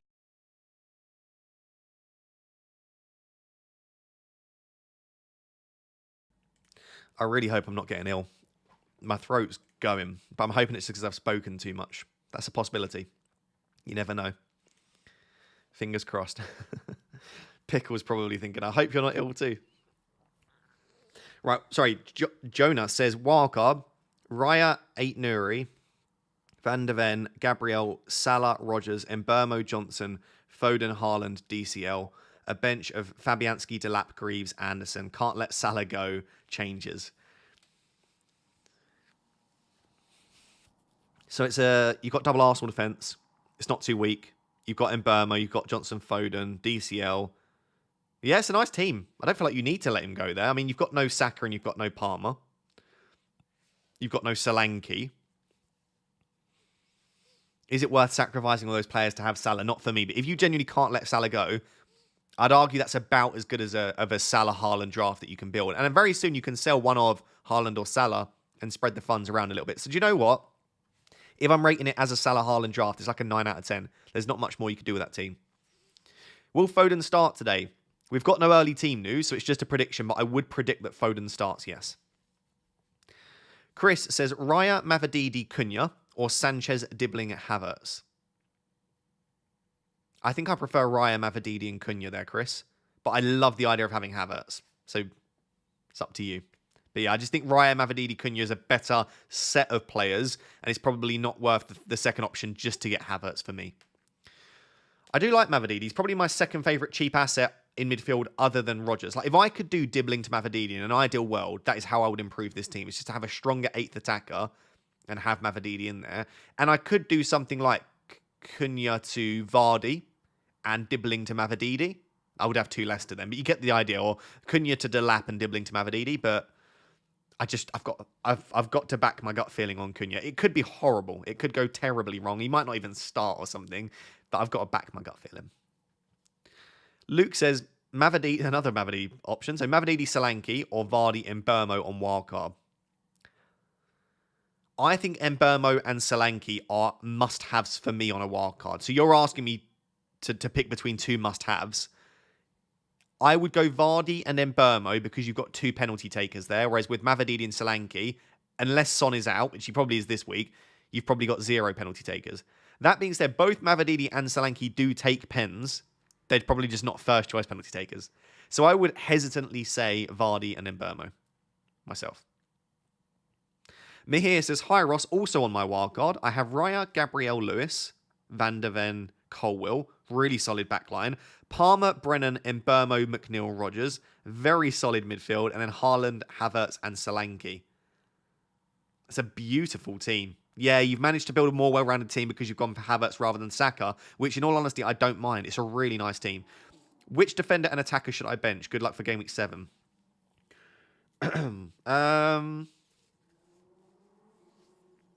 I would probably bench McNeil and Van der Ven. Yeah, McNeil and Van der Ven would be the players that I would bench there.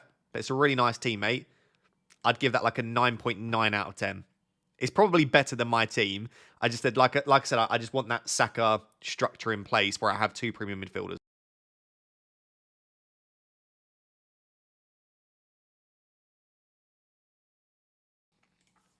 Sorry if the stream dropped out briefly there. My computer just had a fit. Son or Gakpo to start? I don't think Son will start. Gakpo might. Is Sojek a good option to rotate with Wood? He's not a bad option, but he's not someone that I would want to rely on a consistent basis. That means that I've got Dibbling in my team. Also not a player that I want to rely on. If we hear Diaz is benched, Diaz and Watkins to Foden and Solanke for free. Can't get to Palmer without selling Trent for a hit. I don't know that I'd be selling Watkins this week, preferably. I wonder, could you just do Diaz to like Johnson or Kulusevski or Maddison? Like, is that not a better combination? If we get a leak that Diaz is starting and we get a leak that... that Diaz is benched and we get a leak that Foden is starting, in that situation, then yeah, maybe you could justify making that set of moves. But otherwise, I wonder if just Diaz to a Spurs midfielder is a slightly better option. But yeah, Foden and Solanke are fantastic. Maddison or Johnson as a double up with Solanke. For the saving that you get, I would go Johnson, but I do still think that probably Maddison is a better asset. He's just obviously a lot more expensive. And like I said, I think for the saving, I'd maybe rather go for Johnson. By the way, if you're one of the 6,500 people watching right now that is not yet subscribed, please do consider subscribing. I really appreciate it. And please drop a like on the stream as well. It spreads out the stream to more people so that more people can join and watch, which I would appreciate. Thomas says, need money on the wildcard. Gabriel to Saliba, Calafiori, or Alex Moreno to Hall. I don't like any of those. I much prefer Alex Moreno to Hall, and I don't love the idea of going for Calafiori rather than going for... Oh, you could do Saliba. Gabriel to Saliba would be the way I'd free up funds there. Yeah. I don't like Calafiori because this week he'll start, and I do think he's one of the more nailed Arsenal defenders, but he won't start every week. Gabriel to Saliba would be how I'd free up funds there. But obviously you are losing the attacking threat of Gabriel, which isn't great. Liked the stream because I'm a legend. You are. If you like the stream, you are. Is Trent benched? I doubt it. I highly doubt it. Is Salah not being discussed as captain due to the 12:30 start? No, I don't think it's the 12:30 start. I just think he's got an away fixture and other players are in similarly good run of form but have home fixtures and probably against slightly weaker defences. Like you've got Saka against Southampton, or you've just got Haaland who's a better asset. You've got Palmer who's in a really nice run also at home. I think if Salah was playing Crystal Palace at home, I think a lot more people would be discussing captaining him. He's not bad away from home, by the way. He can score lots of goals, but you always prefer, especially someone like a Salah at home. He's so much better at Anfield. Rodgers or Mavididi? Still Rodgers for me, but Mavididi is very, very close second. Ross, big fan, but you never read my chats. There you go. I've just read your chat. It's very difficult. As I always say, on these streams, I normally get roughly 25,000 to 30,000 chat messages. It's difficult to keep up. And obviously, when I'm reading one, I'm not also checking the chat to read the other. So, and because I like presenting to the camera and looking up, when I look up and I talk to you, I'm not looking at the chat. So I don't always pick up on what's being said in the chat. I do apologize, though. If you're someone that has been in every stream and I never read out your chat messages, just know that I'm not doing that on purpose. I promise I'm not ignoring anyone on purpose. Smith Rowe to Kulusevski and Powell to Lewis for a -4. Yeah, that feels like a nice set of transfers, Ty. I'd be very tempted to do that. How nailed is Luis Diaz? I expect Luis Diaz to start 7 to 8 of every 10 games. So I would say Luis Diaz is 75% nailed. This week, yeah, there is a good chance that Gakpo starts instead. That's what a lot of people are predicting.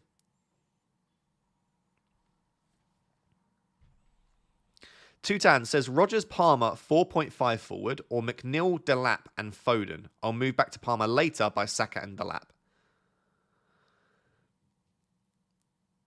That's close, isn't it? I still think Rodgers, Palmer, and 4.5 forward just sets you up better longer term. I know you're saying you can move back to Palmer, but why not do it now? I think that's a better combination in terms of structure moving forward. Although I don't like the idea of a 4.5 forward, so that's the only slight limitation there. Start Colwill or 8 Nuri. I'd start Colwill this week. I think Brentford will score, and whilst 8 Nuri has attacking threat, I think Colwill's got a much greater chance for a clean sheet. Josh says, I'm very much keen on taking a -4 for Salah and Eze out for Saka and Foden. Already own Palmer. Cheers. Taking a -4 for Salah and Eze out for Saka and Foden. Just about yes, if we get a leak that Foden starts. Otherwise, I wouldn't risk it. But just about yes. But I think that is very close because you're taking out Salah with a decent fixture on pens and Eze, who, in all fairness, I could see getting a return against Liverpool. It feels like the sort of week it could happen.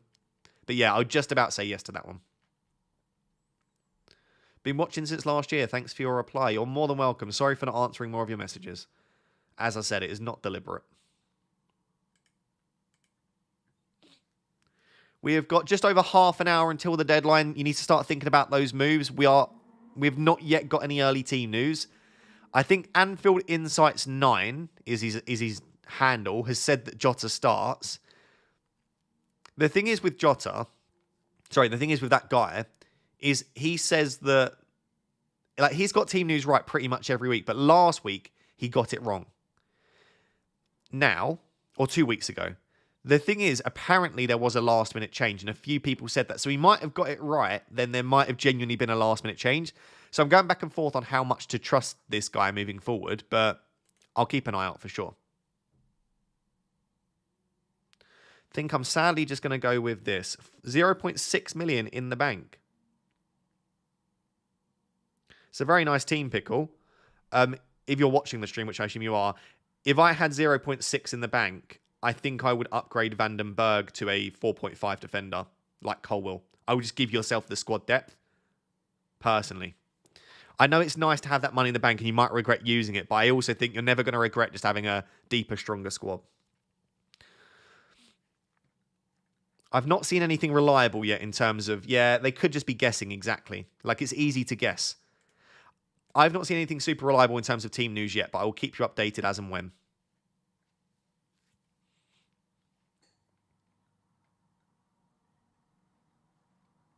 Hrishi says, hello, my big, beautiful bald egg. How have you been? I'm doing well, thank you. Here's my wildcard team. Playing 11 needs some help. Haaland, Solanke, Saka, Palmer, Mavididi, Johnson, Rogers, Lewis, Gabriel, Van de Ven, Greaves, Raya.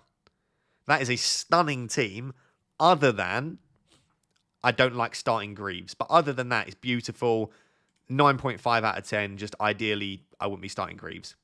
Especially if you're starting him every single week, that's a big no. Also, I suppose I don't love the idea of playing in a 4-4-2 every week. So, well, you do have a 4-4-2, don't you? Yeah, you're playing a 4-4. No, that's a... You've given me 12 players, so I assume Greaves isn't starting for you. Anyway, it's a really nice teammate. No major concerns with me. Nshep, do we know any news on Arsenal defenders who's likely to start? We don't, currently, sadly. Zinchenko's not. So it'll probably... I reckon one of White or Timber will be fit enough to start. But which one, I don't know. I'd expect the back line to probably be White or Timber, Gabriel Saliba, and Calafiori. It could be that Calafiori inverts from right back, though, and we might see Kivior start at left back. I don't know, basically. There's no updated news at the moment. Chris says, hey Ross, no wildcard, 2 free transfers and have Wood as my first sub. If Diaz doesn't start, Trent Wood to Porro Solanke and bench Diaz have the exact funds for this move. I would make the moves if it's for free. Oh, it is for free. You've got 2 free transfers, Chris. Yeah, I would do that. If we get a leak that Diaz doesn't start, yes. But as of right now, without the leak, I wouldn't be comfortable selling Diaz without knowing. FPL Mikel says 13 months. Thank you very much. I appreciate it. Considering Saka isn't that explosive and thus rarely a captain option, why spend a premium spot on him? Also, why Davis over Greaves? Davis has incredible attacking threat. He's on all set pieces pretty much for Ipswich. So that's why I'd go for him over Greaves. On Saka, I agree that if you're not going to captain him and he's not that explosive, maybe you could go without. But I'm not having Saka locked in for the long term. I'm having him for a brilliant fixture against Southampton, in which he could be explosive. And then I'm looking to sell him to Foden in game week 9. So that's why I'm spending the money there. He's almost like a placeholder. Or I might even move to Heung-min Son. If Heung-min Son's back next week and he looks really good and he's fit and firing, I could even move to a Heung-min Son. Or I could try and get back up to Mohamed Salah. I just think 2 premium midfielders is the best structure moving forward for me, personally. JSY says on... Whoa, I lost that. On wildcard, deciding between Colwill, McNeil, Porro, João Pedro versus Gvardiol, Dibbling, Dunk, DCL. What do you reckon? Hope you and Pickle enjoy Brum. Thank you very much. I appreciate that.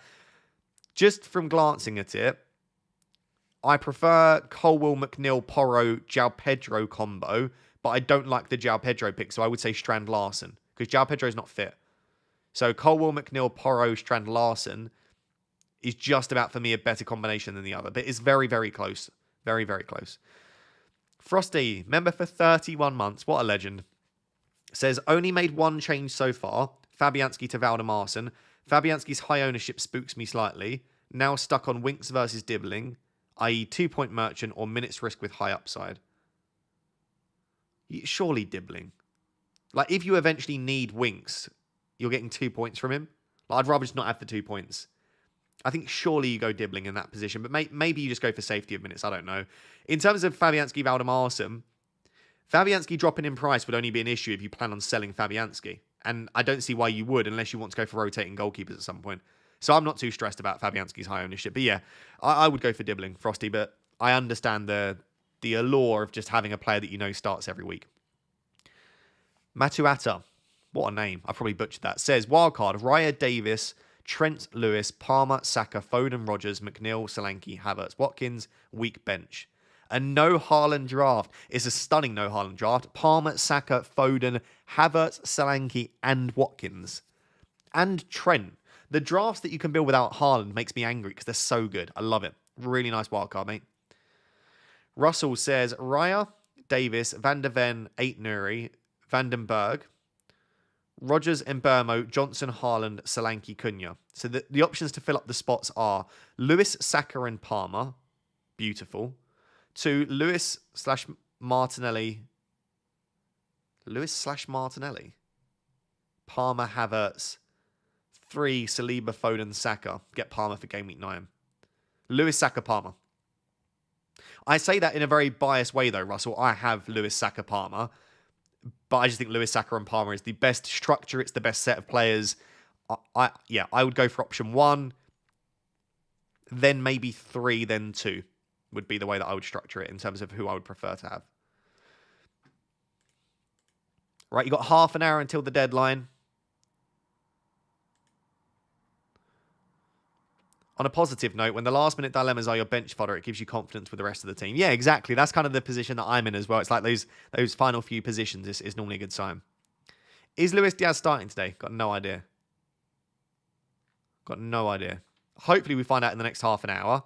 We usually do get early team news, but we can never guarantee that we're going to get it.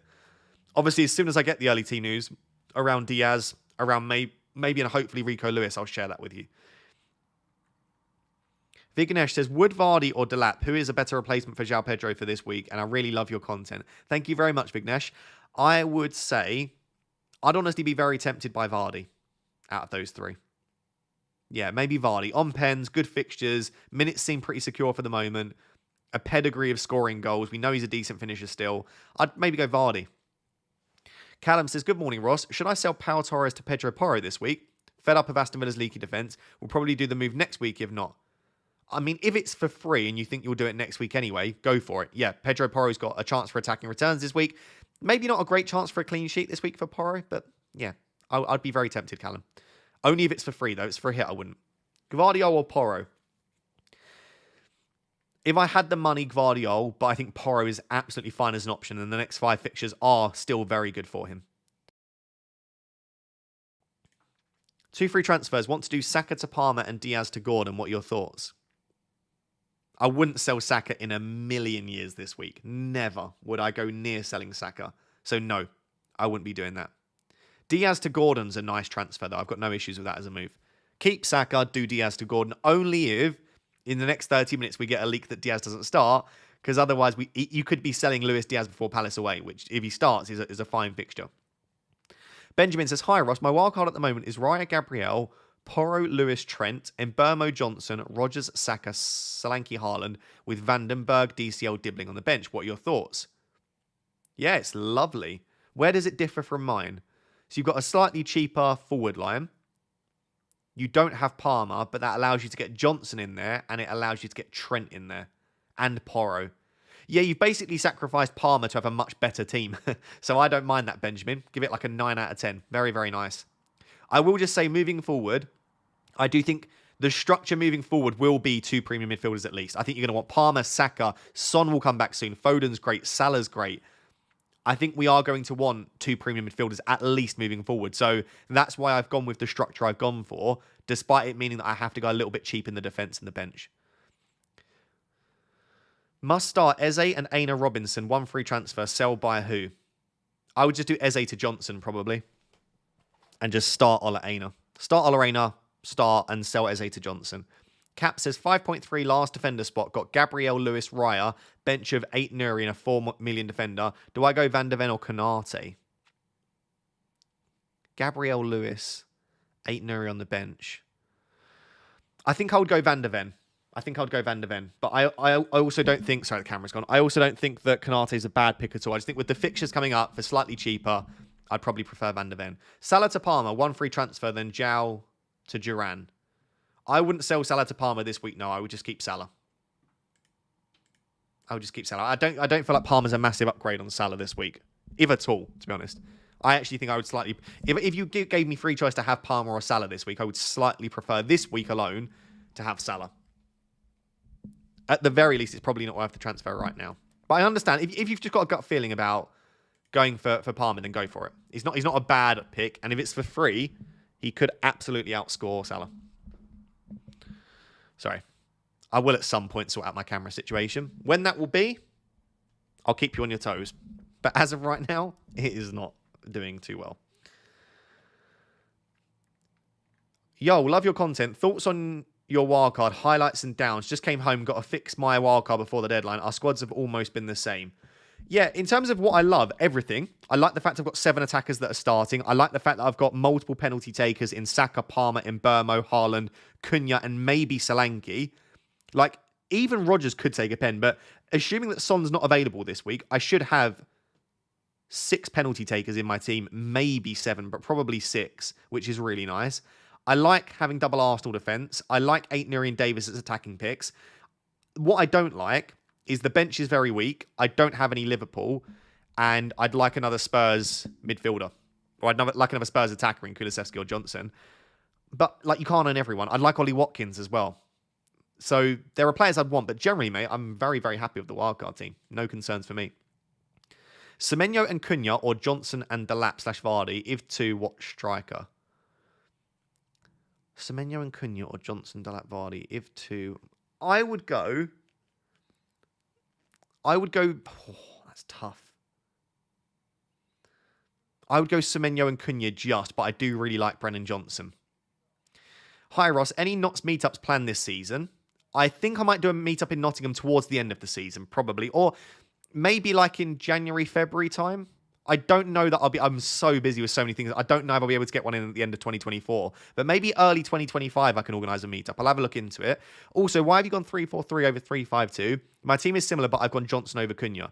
In all honesty, Johnson over Cunha is probably a better pick. The only reason for it is Cunha is, I think, a 90-minute man. Johnson might get an early sub. And Cunha's on penalties. And I've just got a bit of a gut feeling with the fixtures coming up. But Johnson could definitely outscore Cunha. But yeah, I just think Cunha for the pens, for the minutes, could be a nice alternative. Could be a nice alternative. Brennan Johnson and DCL or Solanke and Dibbling.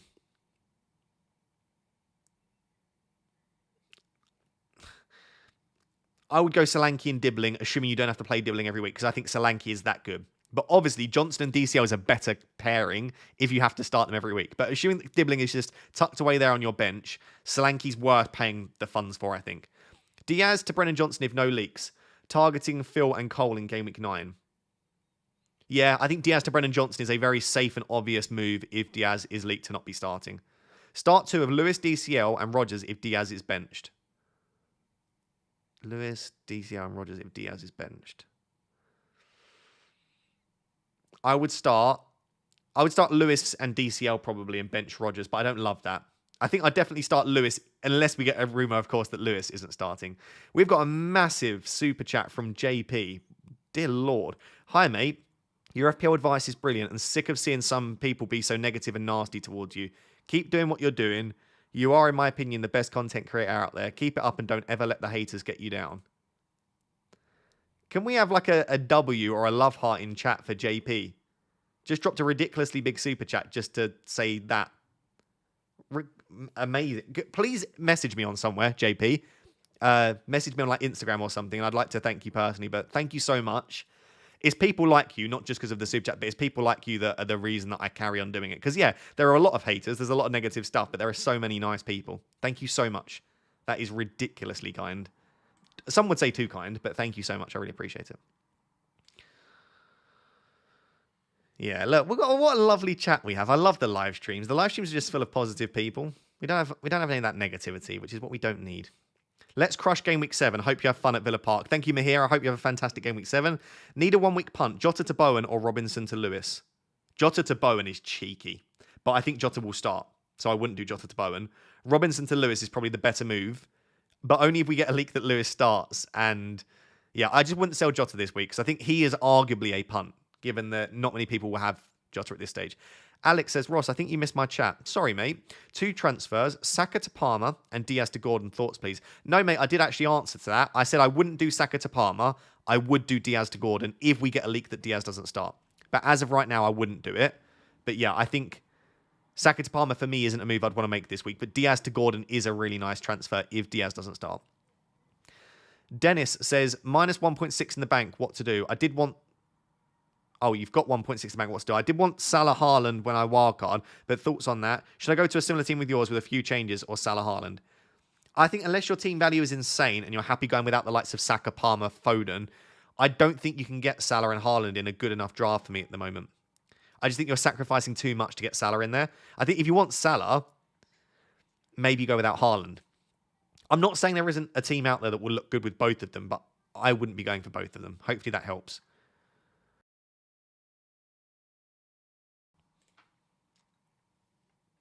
Any news on Diaz? Nothing right now, but if you do sell him, I think a Spurs midfielder makes the most sense, or try and get up to someone like a Palmer or Saka as part of a double transfer. Start Konsa or Leif Davis? I'd personally start Leif Davis for the attacking threat. Did Salah to Haaland -4. Had to get a 4.4 mid over Winks because Haaland rose last night somehow, lol. Doesn't feel great, although he'll never play. Yeah, it's okay. I mean, Winks plays, but you're not expecting much from him anyway.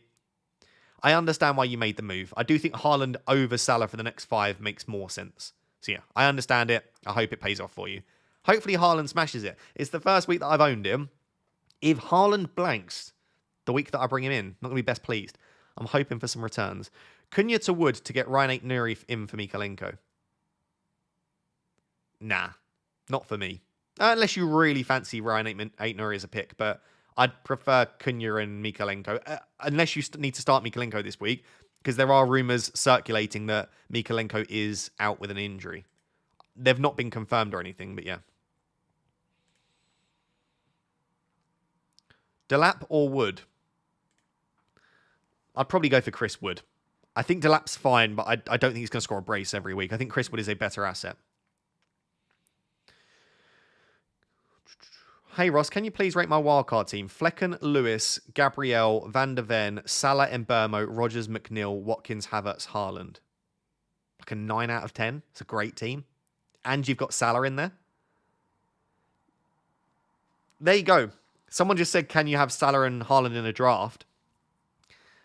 You can. You've got no Palmer and you've got no Saka, but you do have Watkins, Havertz, Haaland, and Salah. I'm wondering how on earth you're affording this. That is a ridiculously strong team. It's great. Yeah, Vijay, I tell you what, really nice draft. Khan says, oh, my whole thing's frozen. Oh no, PC frozen. Need help as I'm on wildcard and a major overhaul was required. Should I go for Edison, Van der Ven, Gvardiol, Martinelli, Solanke, and Wood? Okay, wow. Or Raya, Lewis, Davis, Saka, Calvert-Lewin, and Welbeck. I can get Raya in for Edison otherwise. Oh, that's a close one. I think I like the Raya, Lewis, Davis, Saka one, but that's because it's closer to my team. I don't like the idea of going without Solanke, though. I almost want to say number 2, but find a way to get Solanke, but I know that isn't what you've asked me here. But if I am just choosing one of those as a combination of players, I'm just about leaning number 2, Khan, but it is very close. Aina, Van der Ven, or Davis got Greaves and Vandenberg. If you've got Greaves and Vandenberg, maybe Ola, Aina, or Van der Ven. But I prefer Davis. But I think if you've already got Greaves, like maybe you don't want 2 Ipswich defenders.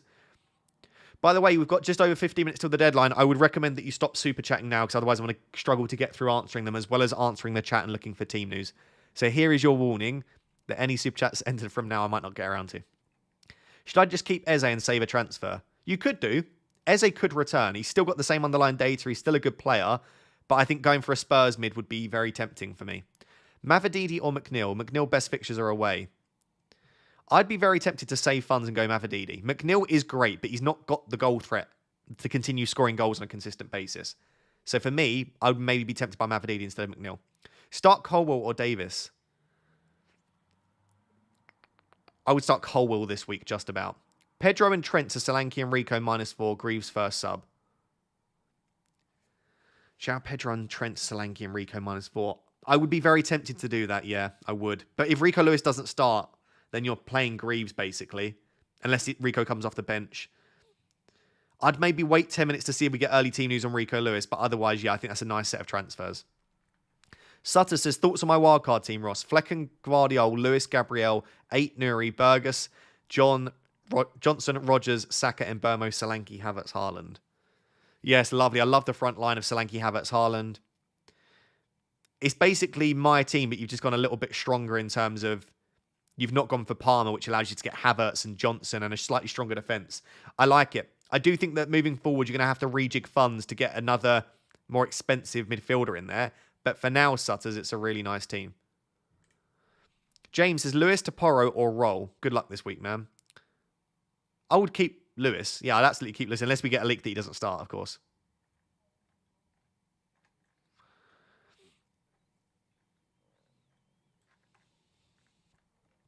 Right. How long we got? Just over 15 minutes till the deadline. Luis Diaz not starting. What's the if you're gonna send team news in the chat so that I know that it's not fake, you need to give me the handle of the person that you've seen it from, and I will check it out and verify. Check Focals last week. Okay, we'll have a look.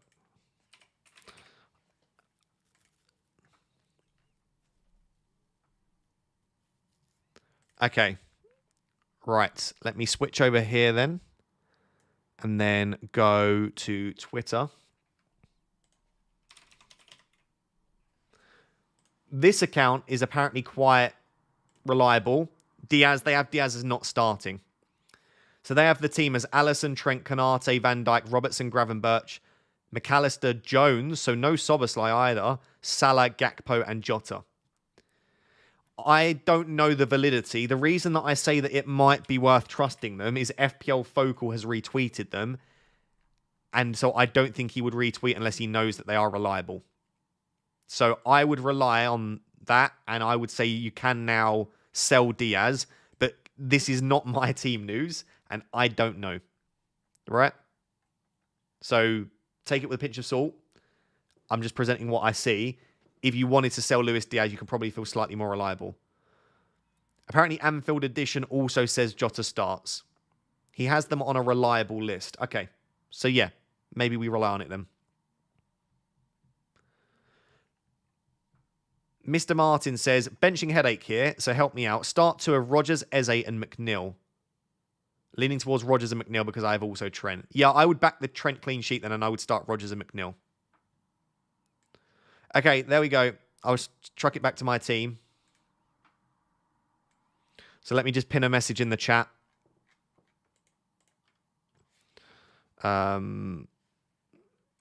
According to sources, Diaz is benched and Jota starts. There we go. I'll pin that so that people joining can see it. Hopefully someone else confirms. It would be good to get like double confirmation, but as of right now, that might be enough for us. I'll end the captaincy poll, by the way. Basically, everyone's captaining Haaland. A few people might be on Saka, Palmer, Havertz, but largely it's Haaland. Anfield Edition also says Jones starts, so aligns with that Focal retweet. Perfect. Okay, so we're thinking it's probably quite likely that Jota starts and Diaz is benched. I can't believe after all of the Jota hate, he's been the one that ends up returning and then starting in back-to-back games, whereas Diaz gets benched and blanks last week. It's crazy. Jota was always the one. Jota was always the asset to own. Do we have any City team news? Nothing right now. Nothing right now. I'll check on my phone because my computer's struggling with me keeping checking Twitter. Remember that City aren't the early kickoff, so the chance of getting City team news is there, but it's not 100%.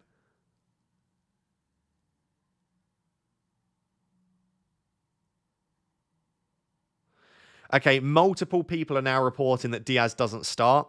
So unless it's all come from the same false rumour, let's say that Diaz probably doesn't start and Jota does.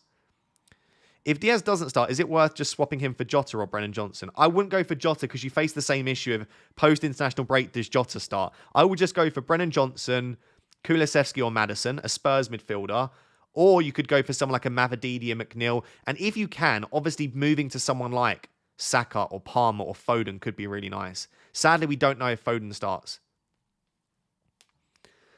Wood and Trent or Palmer and Aït-Nouri for this week? Palmer and Aït-Nouri for me is a better combo this week. No points chasing, Foden over Palmer. Good luck. We just don't know if Foden starts, but I think Foden will start for sure. We just don't know that. I'd be surprised if he doesn't, based on his recent performances. Is Diaz benched? Multiple people are reporting that Diaz is benched, yes. That's the latest that we have. By the way, whilst we wait for more news, if you could please make sure you subscribe. I'd massively appreciate that. Takes 2 seconds to just scroll down, hit that subscribe button. I'm just trying to find out if we have any Man City team news, if there's any way to get that. Don't know if we're going to be able to get it. No one's tweeting Man City team news, sadly.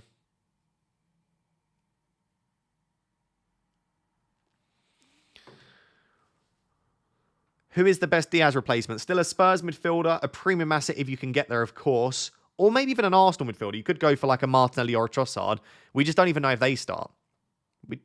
It's difficult for me moving for an asset that I don't know if they're going to start or not. So I would probably go for Brennan Johnson, Maddison, or Kulusevski. Would be my one of the Spurs mids.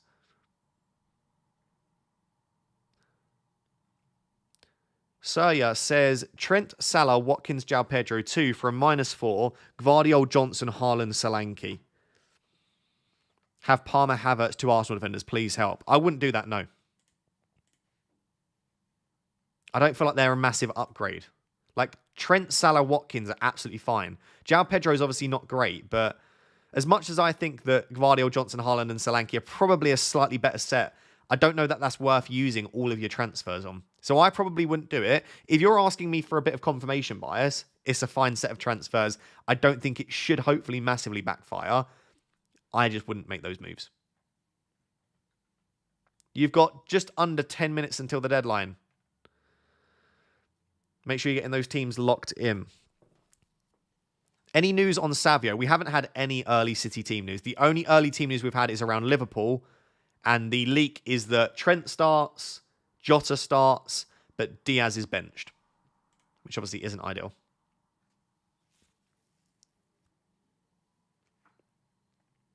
Sorry for the little bit of lag. It's not my internet, it's my computer is struggling. Bench Gordon or Rodgers this week. Good luck to you. I'd start Gordon. He should be on penalties. And Everton are ravaged with injuries, apparently. I'd be very tempted to start Gordon. Gordon's a great pick for this week. Imagine if he gets another penalty as well. Cunha or Mavididi have Flecken in goal. Well, if it's to start one this week, I'd still start Cunha, but Mavididi's a great pick. If you want to just obviously diversify slightly and not back against your keeper, maybe you do just start Mavididi.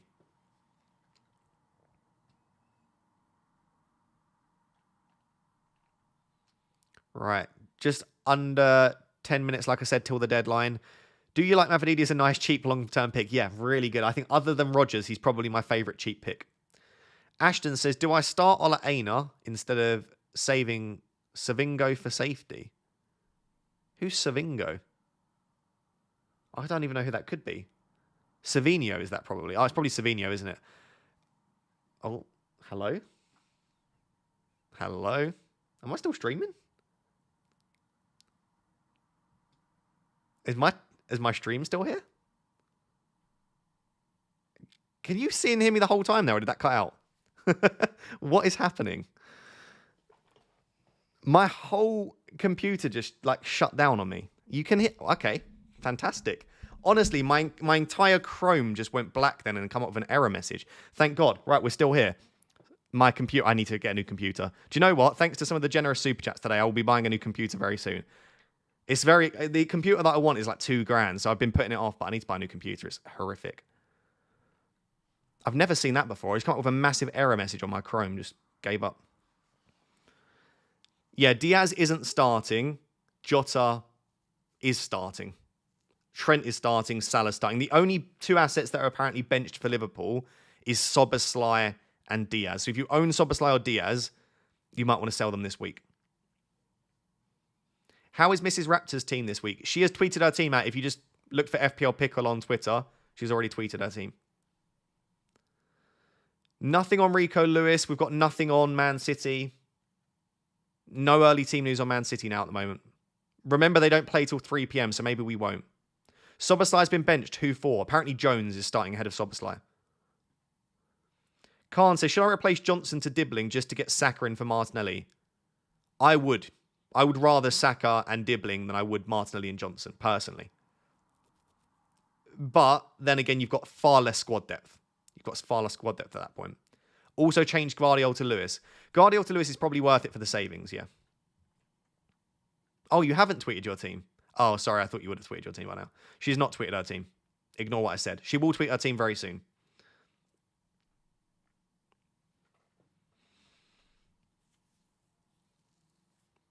I've got triple Spurs. Is that a bad thing? No, not for the next 5. I think it's great. From Game Week 12 and beyond, Spurs' fixtures aren't great.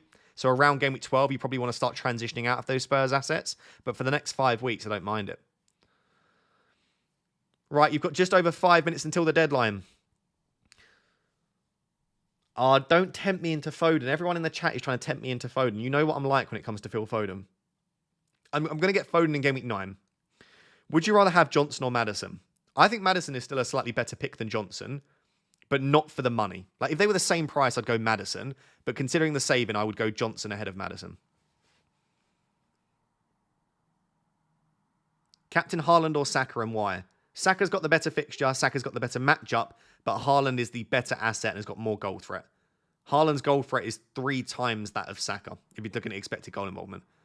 So I think for me, Haaland is a marginally better option than Saka, but I think it's extremely close. Calafiori or Timber? I think Calafiori is more likely to start this week than Timber. Any leaks just joined? The only leaks are that Diaz does not start, Szoboszlai does not start, and that Jota, Trent, and Salah do start. Hopefully that's clear. So Diaz is the big one. We have had it rumoured that Diaz does not start. So if you wanted to make the move to Palmer, if you want to make the move to a Spurs midfielder, you can go ahead and do that with a little bit of confidence. We never know fully if these leaks are true, but yeah. You could even go for an Arsenal midfielder, Martinelli, Trossard, something. Jackson and Johnson, or Mbeumo and Cunha? Probably Mbeumo and Cunha for me.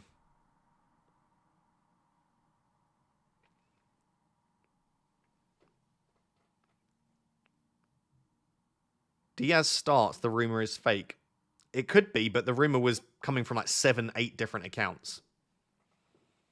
So I would say it's probably not. Foden's fixtures are too good. They are, but you can bring him in 9 for Saka. In Game Week 9, when Saka's fixtures start to turn, that's when you can go for Foden. We're not committing to going without Foden for the next 5. I'm just, for the next 1 or 2 fixtures, I'm going to opt to go without Foden. But yeah, I think Foden could be a really nice option for the next 5. Chat, do I go for Rodgers or Davis? I would start Rodgers ahead of Davis, absolutely. Is Mbeumo captain crazy or a good differential? I don't think Wolves are as bad as people are suggesting, so I would say I prefer other players, but it's not crazy. You could definitely go for it. I got Foden over Palmer. I like that a lot, Zodiac. Really nice pick. No issues there. Do you think Vandenberg will start? I think Vandenberg will start this week, but moving forward, I don't know. I don't know if he's going to get long-term enough, solid enough minutes. 8 Nuri is incredibly attacking. Love that pick. Yeah, 8 Nuri and Davis are basically attackers playing listed as defenders. They're not great attackers. Like, they're not going to get you tons of returns. But I would expect 8 Nuri and Davis over the next 5 weeks to each get at least 1 return, attacking-wise. And then they might get the odd clean sheet as well. Oh, stop convincing me to get Palmer. Sorry, Foden. I'm seeing loads of people in the chat are trying to tempt me into Foden. Stop it. Stop it.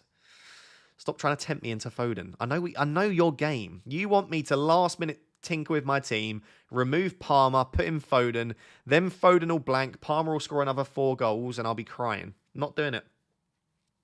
I'm not doing it.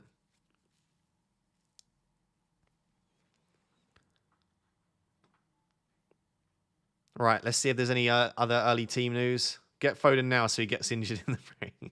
I'm not doing it. Stop trying to make me do it. Look at Foden's fixtures. I know. I'm going to get him from 9. I'm going to get him from 9. Stop pestering me about it.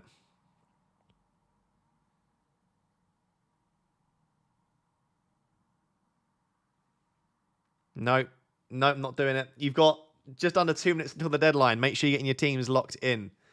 I'm happy with my team. Stop trying to convince me otherwise. No Man City team news, though. I'm surprised about that. I feel so detached from FPL at the moment, sire. You got an international break, Pickle. That's what they're there for. To let us settle back down, relax, have some time off, and then we'll be rejuvenated coming back after that. I think I'm set with my team, chat. Yeah, I'm not making any changes. Unless we get news in the next minute that Lewis is benched, which I don't think we will. I might start Aitner instead of him, but... Right, less than a minute. Stop asking questions, get your teams locked in. The only news we have is that Diaz doesn't start, Jota does. That is it. So yeah, Jota starts, Diaz doesn't, according to leaks.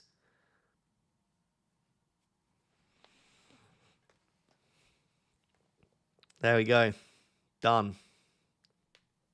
Done.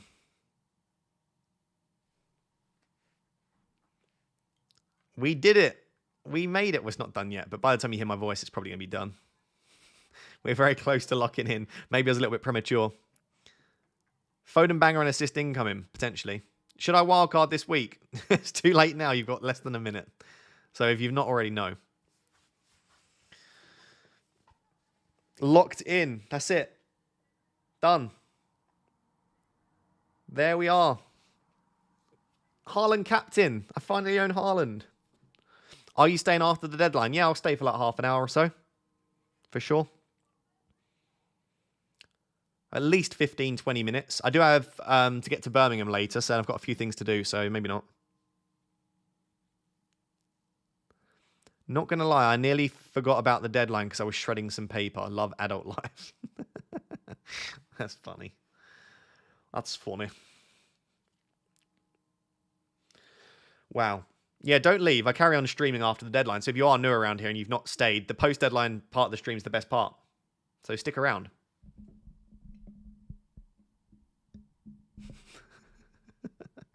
Someone said, what does the small C above my goalkeeper mean?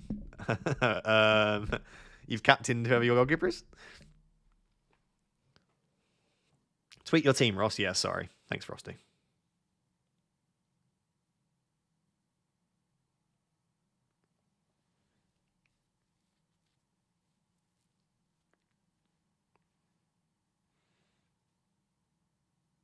Right, done. Done. Team has been tweeted.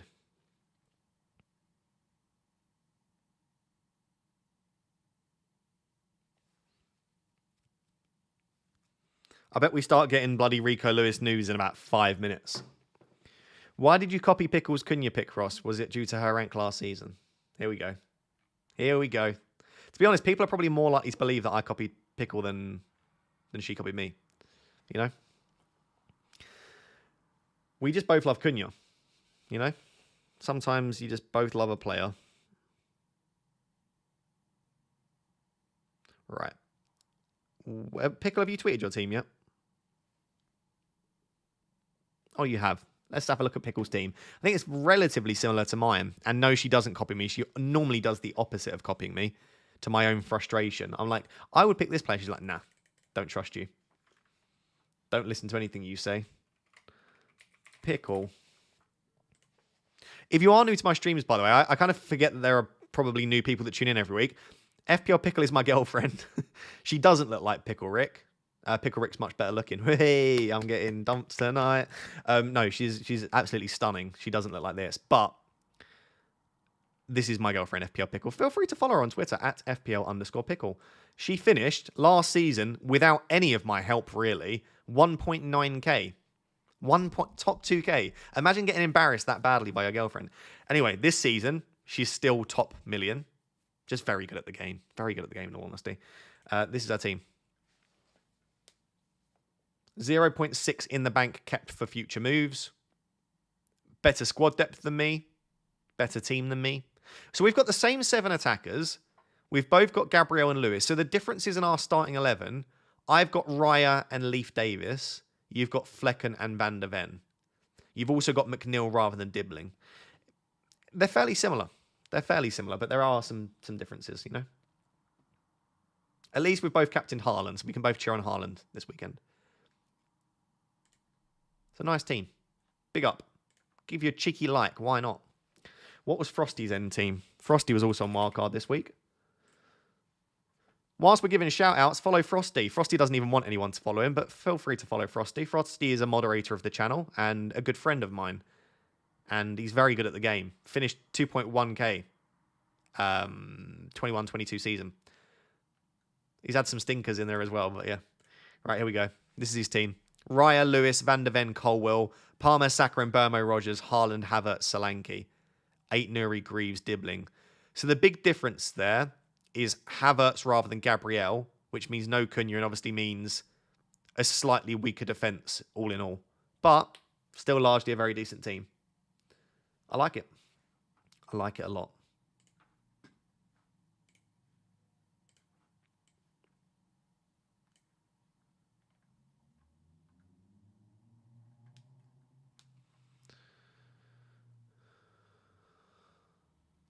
I forgot to even mention I captained Haaland. Head is gone. Bless you. Ross did copy Pickle. Don't let him make you think otherwise, chat. It's outrageous, Lukey. It's outrageous.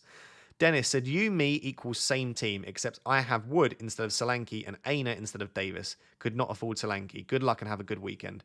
It's still a really nice team. You never know. Solanke might flop and Davis probably will. But I'm happy with my team. I feel back to where I want to be. I feel like I'm making sensible decisions. I'm not trying to go different just for the sake of it, but I'm also backing my gut feeling in places. Like, it is largely a very template draft. I've got a feeling that the 2 premium midfield structure of Saka and Palmer makes sense. I really like Davis and Nuri for their attacking threat, and Cunha feels like a really nice pick. Like, do you know what I mean? I'm finding that balance that I didn't have at the start of the season. I've got that back. Another international break now, and then another one in November. I know. The good thing is, I've got a really exciting episode of FPL Therapy coming up next week with Simon March, former winner of FPL. He has a job in behavioral economics. I don't know exactly what his job is. I'll have to remind myself. But he works in behavioral economics, which is basically psychology. And so we're going to nerd out over psychology over the international break on FPL Therapy. So there's going to be a psychology-specific podcast. Also, in the next international break, I'm going to do a 3-mium podcast with Harry and Oscar. So this is the reason everyone's saying the Diaz news was wrong.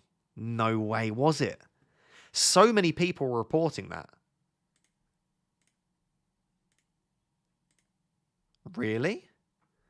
Who said it's wrong?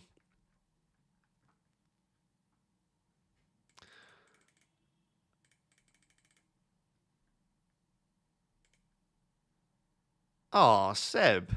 Legend. Thank you, mate. Seb watched the stream. Love to hear it. I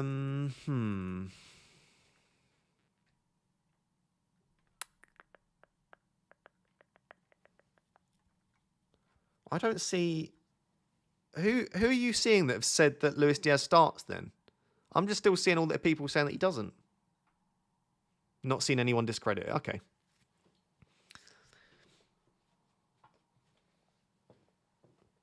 Oh, is Nanaraptor in the chat? Oh, yeah, Nanaraptor is. I hope you and Pickle have a great weekend. Thank you, Nanaraptor. I love you lots. I hope your team has a fantastic week ahead. Nana is incredibly sweet. Will you find anyone else's Nan in their mid-80s knowing how to function a YouTube channel and FPL team? Like, what? Nanaraptor's incredible. She can make transfers on the FPL app now, which is insane. She's just watching me on YouTube, commenting in the live stream. It's insane. Like, what a woman. I love her. And she's also good at FPL as well. Crazy.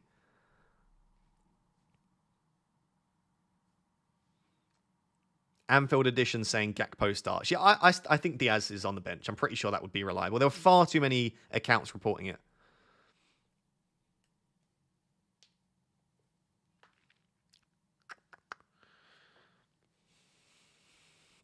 Nanaraptor knows balls. Knows balls? That's a Freudian slip. Nanaraptor knows ball. Don't want to say Nanaraptor knows balls. Nanaraptor knows ball.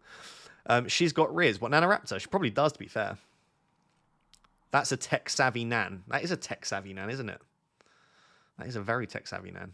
More than me. No, pause. Ayo. No, I didn't mean there was a... You should bring Nanaraptor on FPL Therapy. Nanaraptor would be good. Like, I can't imagine having to make her sit there for an hour and a half and talk. Maybe if we did a shorter episode. Maybe we did a little bit of a shorter episode, it would work. Hey, Ross, your deadline streams are something I look forward to every Saturday. Thanks for putting in the grind and all of this high-quality content. Much love from India. Big love. I appreciate that a lot, and you're welcome. I love these streams are as well. Make FPL therapy with all of your family members. I did think about the possibility over Christmas, especially because it'll be more difficult to get guests over Christmas, of maybe having my sister and brother-in-law on. They're called Luke and Haley, and they're both big FPL managers. Haley's got into it more recently. Luke, Haley's fiance, is actually the reason that I started playing FPL. So you can thank Luke for everything that is happening now, because he's the one that got me big into FPL. So I am tempted to get Luke and Haley on at some point, or one of them. It would be really nice to have a family member on FPL therapy. Also, at some point, I'll hopefully have FPL Pickle on. She just needs to build up the courage to come on. Luke went Bowen this week. Oh, really? Let's have a look. We can have a Luke. We can have a Luke at Luke's team. Where is Luke? Luke. Give Luke a cheeky follow. He's been proper engaged in the FPL community. This is the man responsible for getting me into FPL. So just comment on his tweet, just saying thanks, Luke. Just say thanks, Luke. Appreciate it. Yeah, he got me into FPL. He's 286k as well. He's good at the game, but he doesn't really follow stats or anything. He just knows football quite well. But this is his team. It's a nice team, actually. Bowen is cheeky. It's a cheeky punt. Jackson, Bowen, Colwell, a few different picks in there. I like it a lot.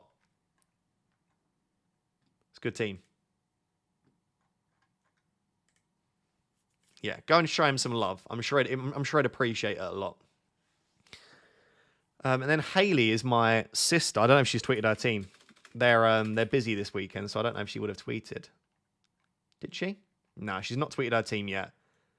Haley, also, if you've thought that my short form content is good, Haley actually works for me. My sister. She's my short form editor. So if you thought that my short form content was good, Haley is to thank for that. It's been a massive upgrade this season. She's not even an editor, by the way. She'd literally not edited a single thing, and I just hired her, and she's just learned, which is sick. So it's pretty cool that I can have my sister working for me, which is amazing. Maybe full-time at some point, but at the moment, yeah, part-time short-form editor, but show Haley some love as well. Do you think we look alike? I don't think we do. We don't look anything alike, to be honest. We've got similar eyes, but other than that, not really. Anyway, that's the family tree. We obviously have Mama Raptor, who doesn't play FPL, but still watches every stream and video. She's probably watching right now. Doesn't even play, but just still watches everything. We have Dada Raptor. Don't want to call him that. My dad. He does play FPL, but very casually and not particularly well. And he'll accept that. Not the best. Who else is there? Have I got anyone? I think that's it. I think that's the whole family. There you go. There's an intro to the family. The FPL Raptor family. There you go. Look, Sam Cantali, that is my mother. She said, I'm here. See, she doesn't even play FPL. Still supports. Still supports. How hard is it to get Stormzy on the pod? It's not difficult at all to get Stormzy on the pod if he was doing well, but Stormzy's had a stinking start to the season, and so he's ducking my messages. He's ducking my messages. Baby Raptor? No babies at the moment. Does your family have an FPL league? Yeah, we do have an FPL league. Yeah, we do. I think Luke's winning it at the moment. Wait, you got Haaland since when? I wildcarded this week and brought Haaland in.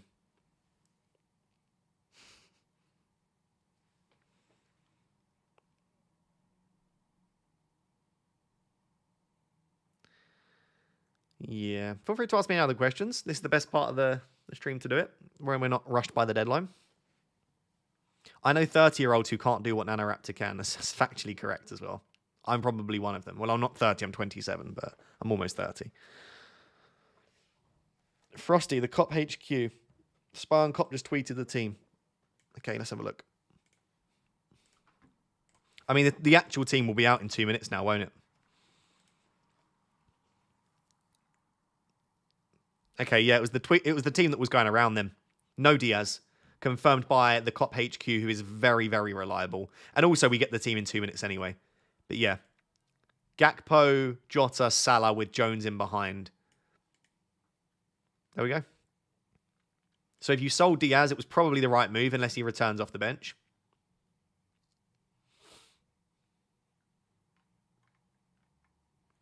There are some very different teams going around at the moment. I like it. It's different. Like Ben Krellin's team is wild. No Salah, no Haaland. Banging team. He transferred Son to Foden as well. It's so nice. Like, I'm a big fan of it. Especially this week. But all you need is a Haaland hat-trick and it's pain. It's absolute pain. But no, I really like it.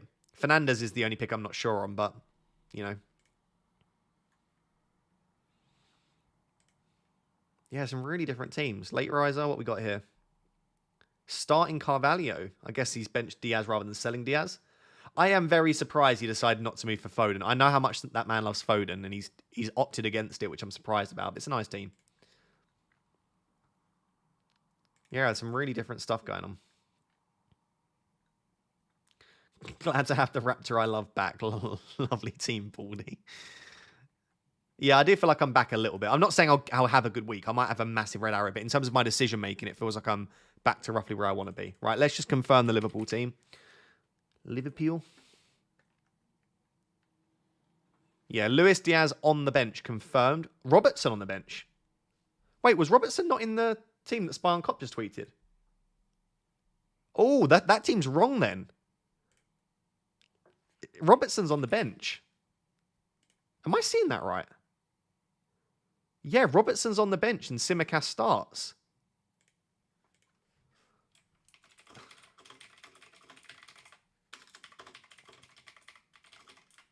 Wow.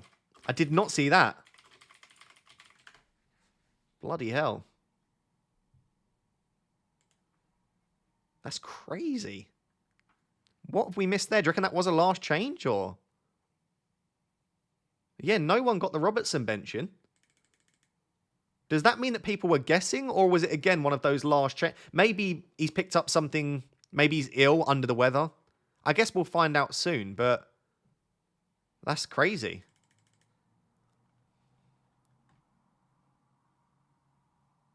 I'm sorry, man. No offense. That wildcard ain't good. Do you know what? Like, what I wonder is, like, why do people feel the need to say this?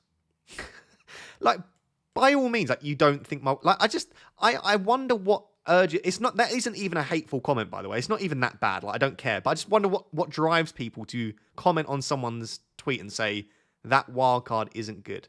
Do you know what I mean? Like, what drives you as a human to spread... Like, why not... You know what my mum always said? If you don't have anything nice to say, don't say it. Like, what's the purpose of saying it? And obviously, like I said, that isn't a particularly bad comment. Like, I get so much worse now. I just don't understand what drives people to do it. Like, there are so many times when I'm just like, I don't like someone's team, or I don't like something they've said, but I just can't be bothered to... Like, why would I want to spread negativity around? Right, what's Seb's team? Oh, Seb sold Watkins, Salah, and Fernandes for Haaland, Jota, and Johnson. Jota. Wow, interesting.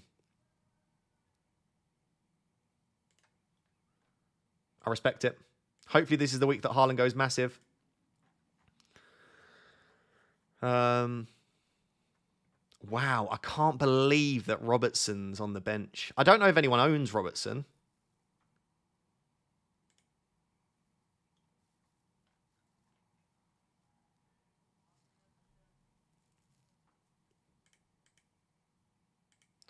Who owns Robertson? Oh, I think FPL Mate owns Robertson, doesn't he? Or did he sell him? What's Chai's team looking like? Yeah, I think he rolled, didn't he? Yeah, because he didn't have Luis Diaz, so he did quite well. The AI owns him. Yeah, AI loves Robertson. They probably won't like him as much now.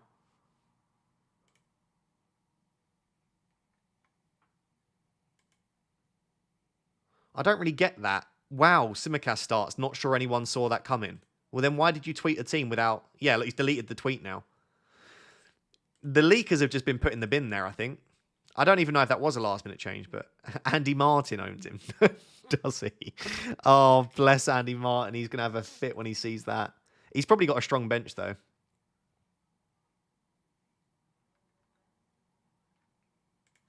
That's his team. He's got Leif Davis if Robertson doesn't come on. Ross, what's the best goal you've ever seen live in the flesh?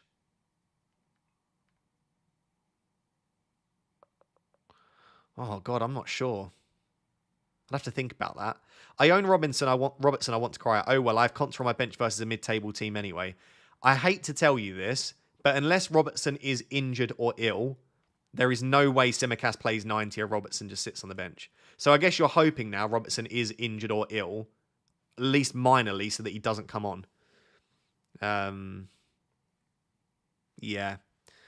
Not ideal, but I wouldn't have your hopes too high at the moment that Robertson just stays on the bench.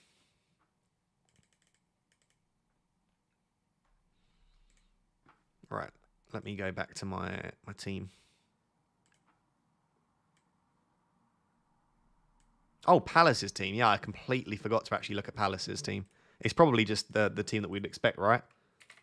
No one really owns anyone other than Eze and maybe Henderson still. Oh, my camera's gone. Hello? Camera? Why you do this to me, camera?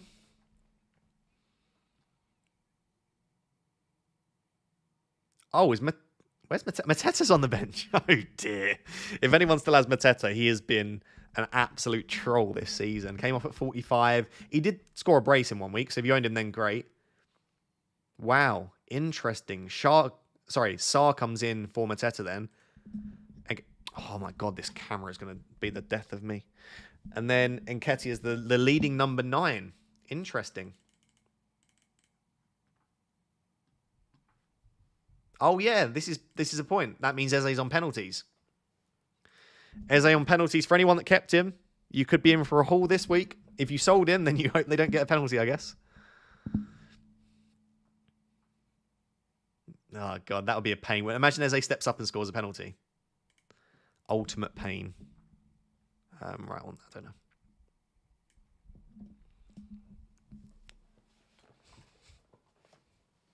As has Mateta. Oh, he had Mateta. Yeah, I don't think he has him now, does he? Need a new camera for Christmas. Don't I know it? Don't I know it? It's not the camera, actually. It's the computer. Because the camera's fine. It just isn't connecting to the computer properly. I need a new computer. But like I said, the one that I wanted was like $2,000. So I'm just going to have to bite the bullet and just buy it. It's okay. It's okay. It's worth the investment. My streams will be better as a result. I don't know when I'll do it.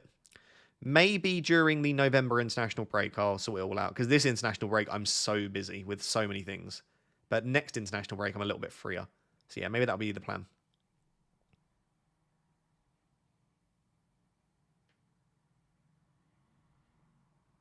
Just wished I was doing as good in FPL as I am in Fantasy Bundesliga. Ranked 68th currently. Wow. Fair play. Buy a Mac will last years. This is a Mac. And my last computer was a Mac. I've only ever bought Macs, but they're not doing too good for me at the moment. Pickle, Christmas is coming up. Pickle's not buying me a $2,000 computer. Pickle's a student, bless her. I actually gave Pickle her current computer, which was one of my old computers. Have you completed your PhD? No, I've got about 18 months left, probably. Minimum a year, maximum 18 months. Right, Mrs. is dragging me out shopping. Have a good weekend, all. Cheers, Frosty. Appreciate you very much, mate. Good luck with the wildcard.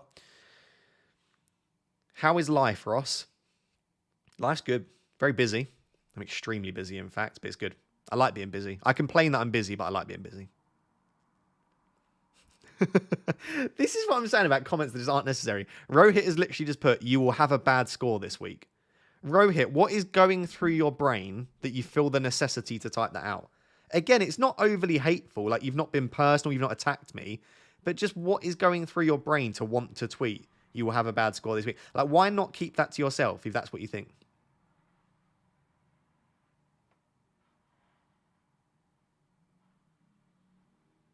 What do you teach, Ross? I lecture in sports psychology.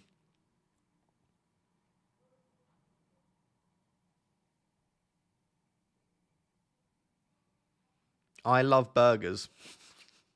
Well, that's a fun message. That's a fun message. Davis for a 15-pointer. I tell you what, if Leif Davis scores this week, we are going wild. Why is that comment invalid? It's not invalid. I guess I was just raising the point, like, why do you feel the need to tell me you don't like my team? I accept that it's part of, like, people won't, but I just don't get why people want to. I guess is what I'm saying. Come to Loughborough, Ross. Maybe in the future. Probably not, though. Ross, legend. What do you suggest for the future? Henderson, Trent, Gvardiol, Gabriel, Mbeumo, Rogers, Saka, Trossard, Wood, Watkins, Haaland, bench, Smith Rowe, Johnson, Barco. What do I suggest moving forward? Maybe a Spurs attacker, especially from next week. West Ham at home. It's a nice run of fixtures.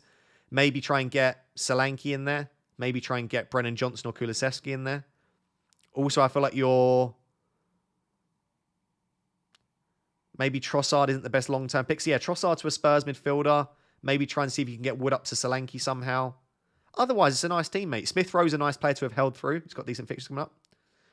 Yeah, someone just said Black Friday. That's a great shout. Yeah, I'll try and see if I can get a discount on the computer in Black Friday. That's the shout. I like it. I'll try and spend a little bit less money over the next month and a bit. When is Black Friday? Is it like early November? Black Friday. Oh, it's end of November. Oh. I thought it was... Why did I think it was beginning of November? Oh, well, I was just wrong. 29th. Okay, so 24th to 29th, it looks like. Okay. I'll wait until then. You still have student discount, no? Do you get student discount at like Apple and stuff, places like that? I want to buy a Mac. Without trying to sound too harsh, people are allowed to have an opinion on your team, my friend. Yeah, but like you can word it like this. I wouldn't have picked those players, but best of luck for this week. Like, this is what I'm saying about people just aren't nice and positive enough in this world. Like, why do you have to say this team will get a bad score? It's just a dead comment. Like, it's just unnecessary. It's not unnecessary to say that you don't like my team, but it's unnecessary to say it in that manner. That's what I think.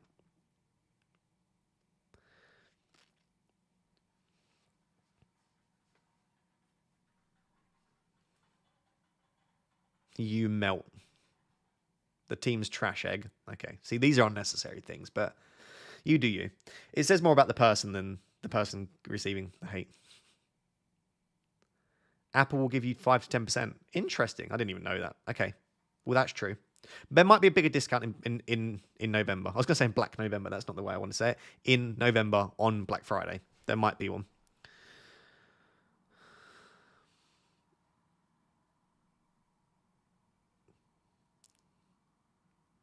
Just people that aren't happy with their life are the only people that hate. Like I said, I saw that tweet that said that no one successful and happy is sending hate online. I don't think there will be a single person in the world that is genuinely happy and successful in their life and feels like they've achieved what they want to achieve that is bothering to send hateful stuff online. That's what you have to remember. That's what I try and remind myself as well. And it's sad, but it reflects more about them than it does you. I might have missed you doing this, but have you done score predictions for this week's games? I can't bring up this week's games, though, because the site will crash, won't it? What's the first game? We can do them like one by one. I'll just remember off the top of my head. First game is Liverpool Palace. What do we predict? Liverpool Palace.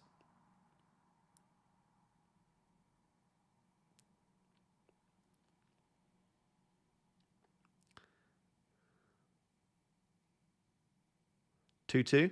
Someone said 2-1, 3-1, 3-1, 4-1, 2-1. I do think Palace will score. I hope they do because I don't have Trent. I think 3-1 Liverpool is my prediction. Yeah, 3-1 Liverpool.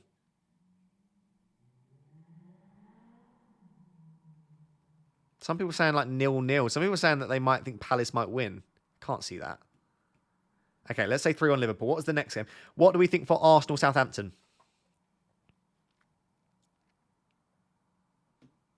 Arsenal Southampton.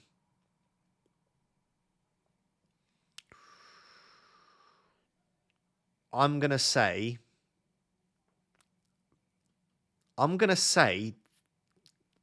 everything says 4-0, but that's such an obvious. I'm going to say 5-0. That's really disrespectful to Southampton, I know, but I'm going to say 5-0. Everything's pointing towards like 3-0, 4-0, but I'm going to say 5. Yeah, Bilbo says won't be as many goals as you think. I kind of get that. I do think it could be like a 2-0. Were you not one of the lucky FPL content creators to be a part of Sleeper? I opted not to be a part of Sleeper. I was invited and opted to not be a part of the Sleeper stuff.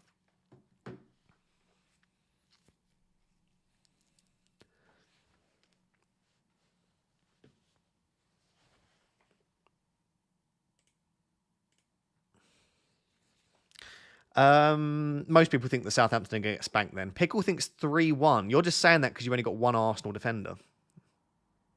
That's why you're saying that. Do you like burgers with cheese? I love burgers with cheese. I'd like a burger with cheese right now, in all honesty. What's next? Let's do Man City versus Fulham. Man City versus Fulham. What do you think?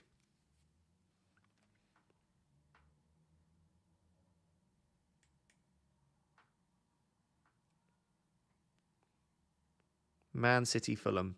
I'm going to say 3-1 to... Oh, lots of people said that as well. Yeah, 3-1, 3-1, 4-1, 5-0. I don't think Fulham are that bad.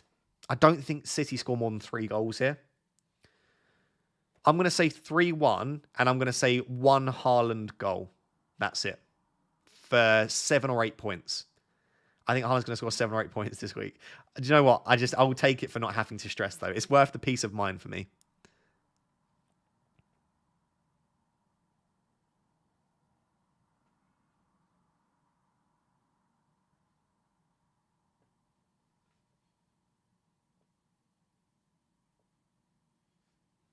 Yeah, 4-0, 2-0.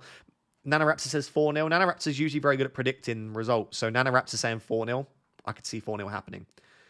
What's another result? We'll do a couple more and then I'm going to go and eat some food. But do you know what's an interesting one? Let's go Chelsea Forest. Chelsea Forest. What do we think? Ross, just wanted to say you're a brilliant lad. Keep up the positive thought. Thank you, Jack. I appreciate you very much. I appreciate that a lot. Paprika. Why are people just putting random words? I love when random words just pop up in the chat. 2-1 Chelsea, 1-0 Chelsea, 2-2, 1-1. Yeah, people aren't expecting a lot of goals in this game. 5-2. I would love 5-2 to Chelsea. Palmer should have an absolute hatful. Rosh, you missed my milestone.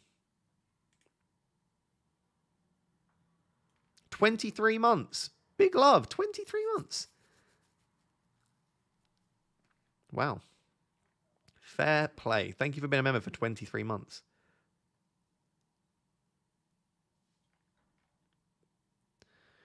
Okay. Then the only other one I think is an interesting one is maybe Spurs-Brighton. What do we think for Spurs-Brighton?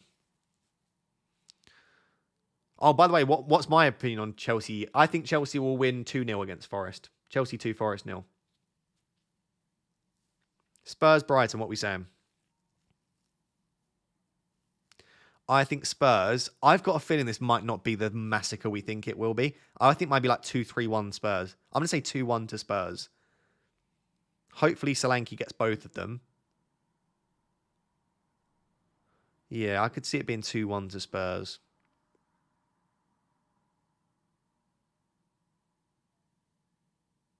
$2-0. Yeah, people will hope that I've Van der Ven that it's 2-0.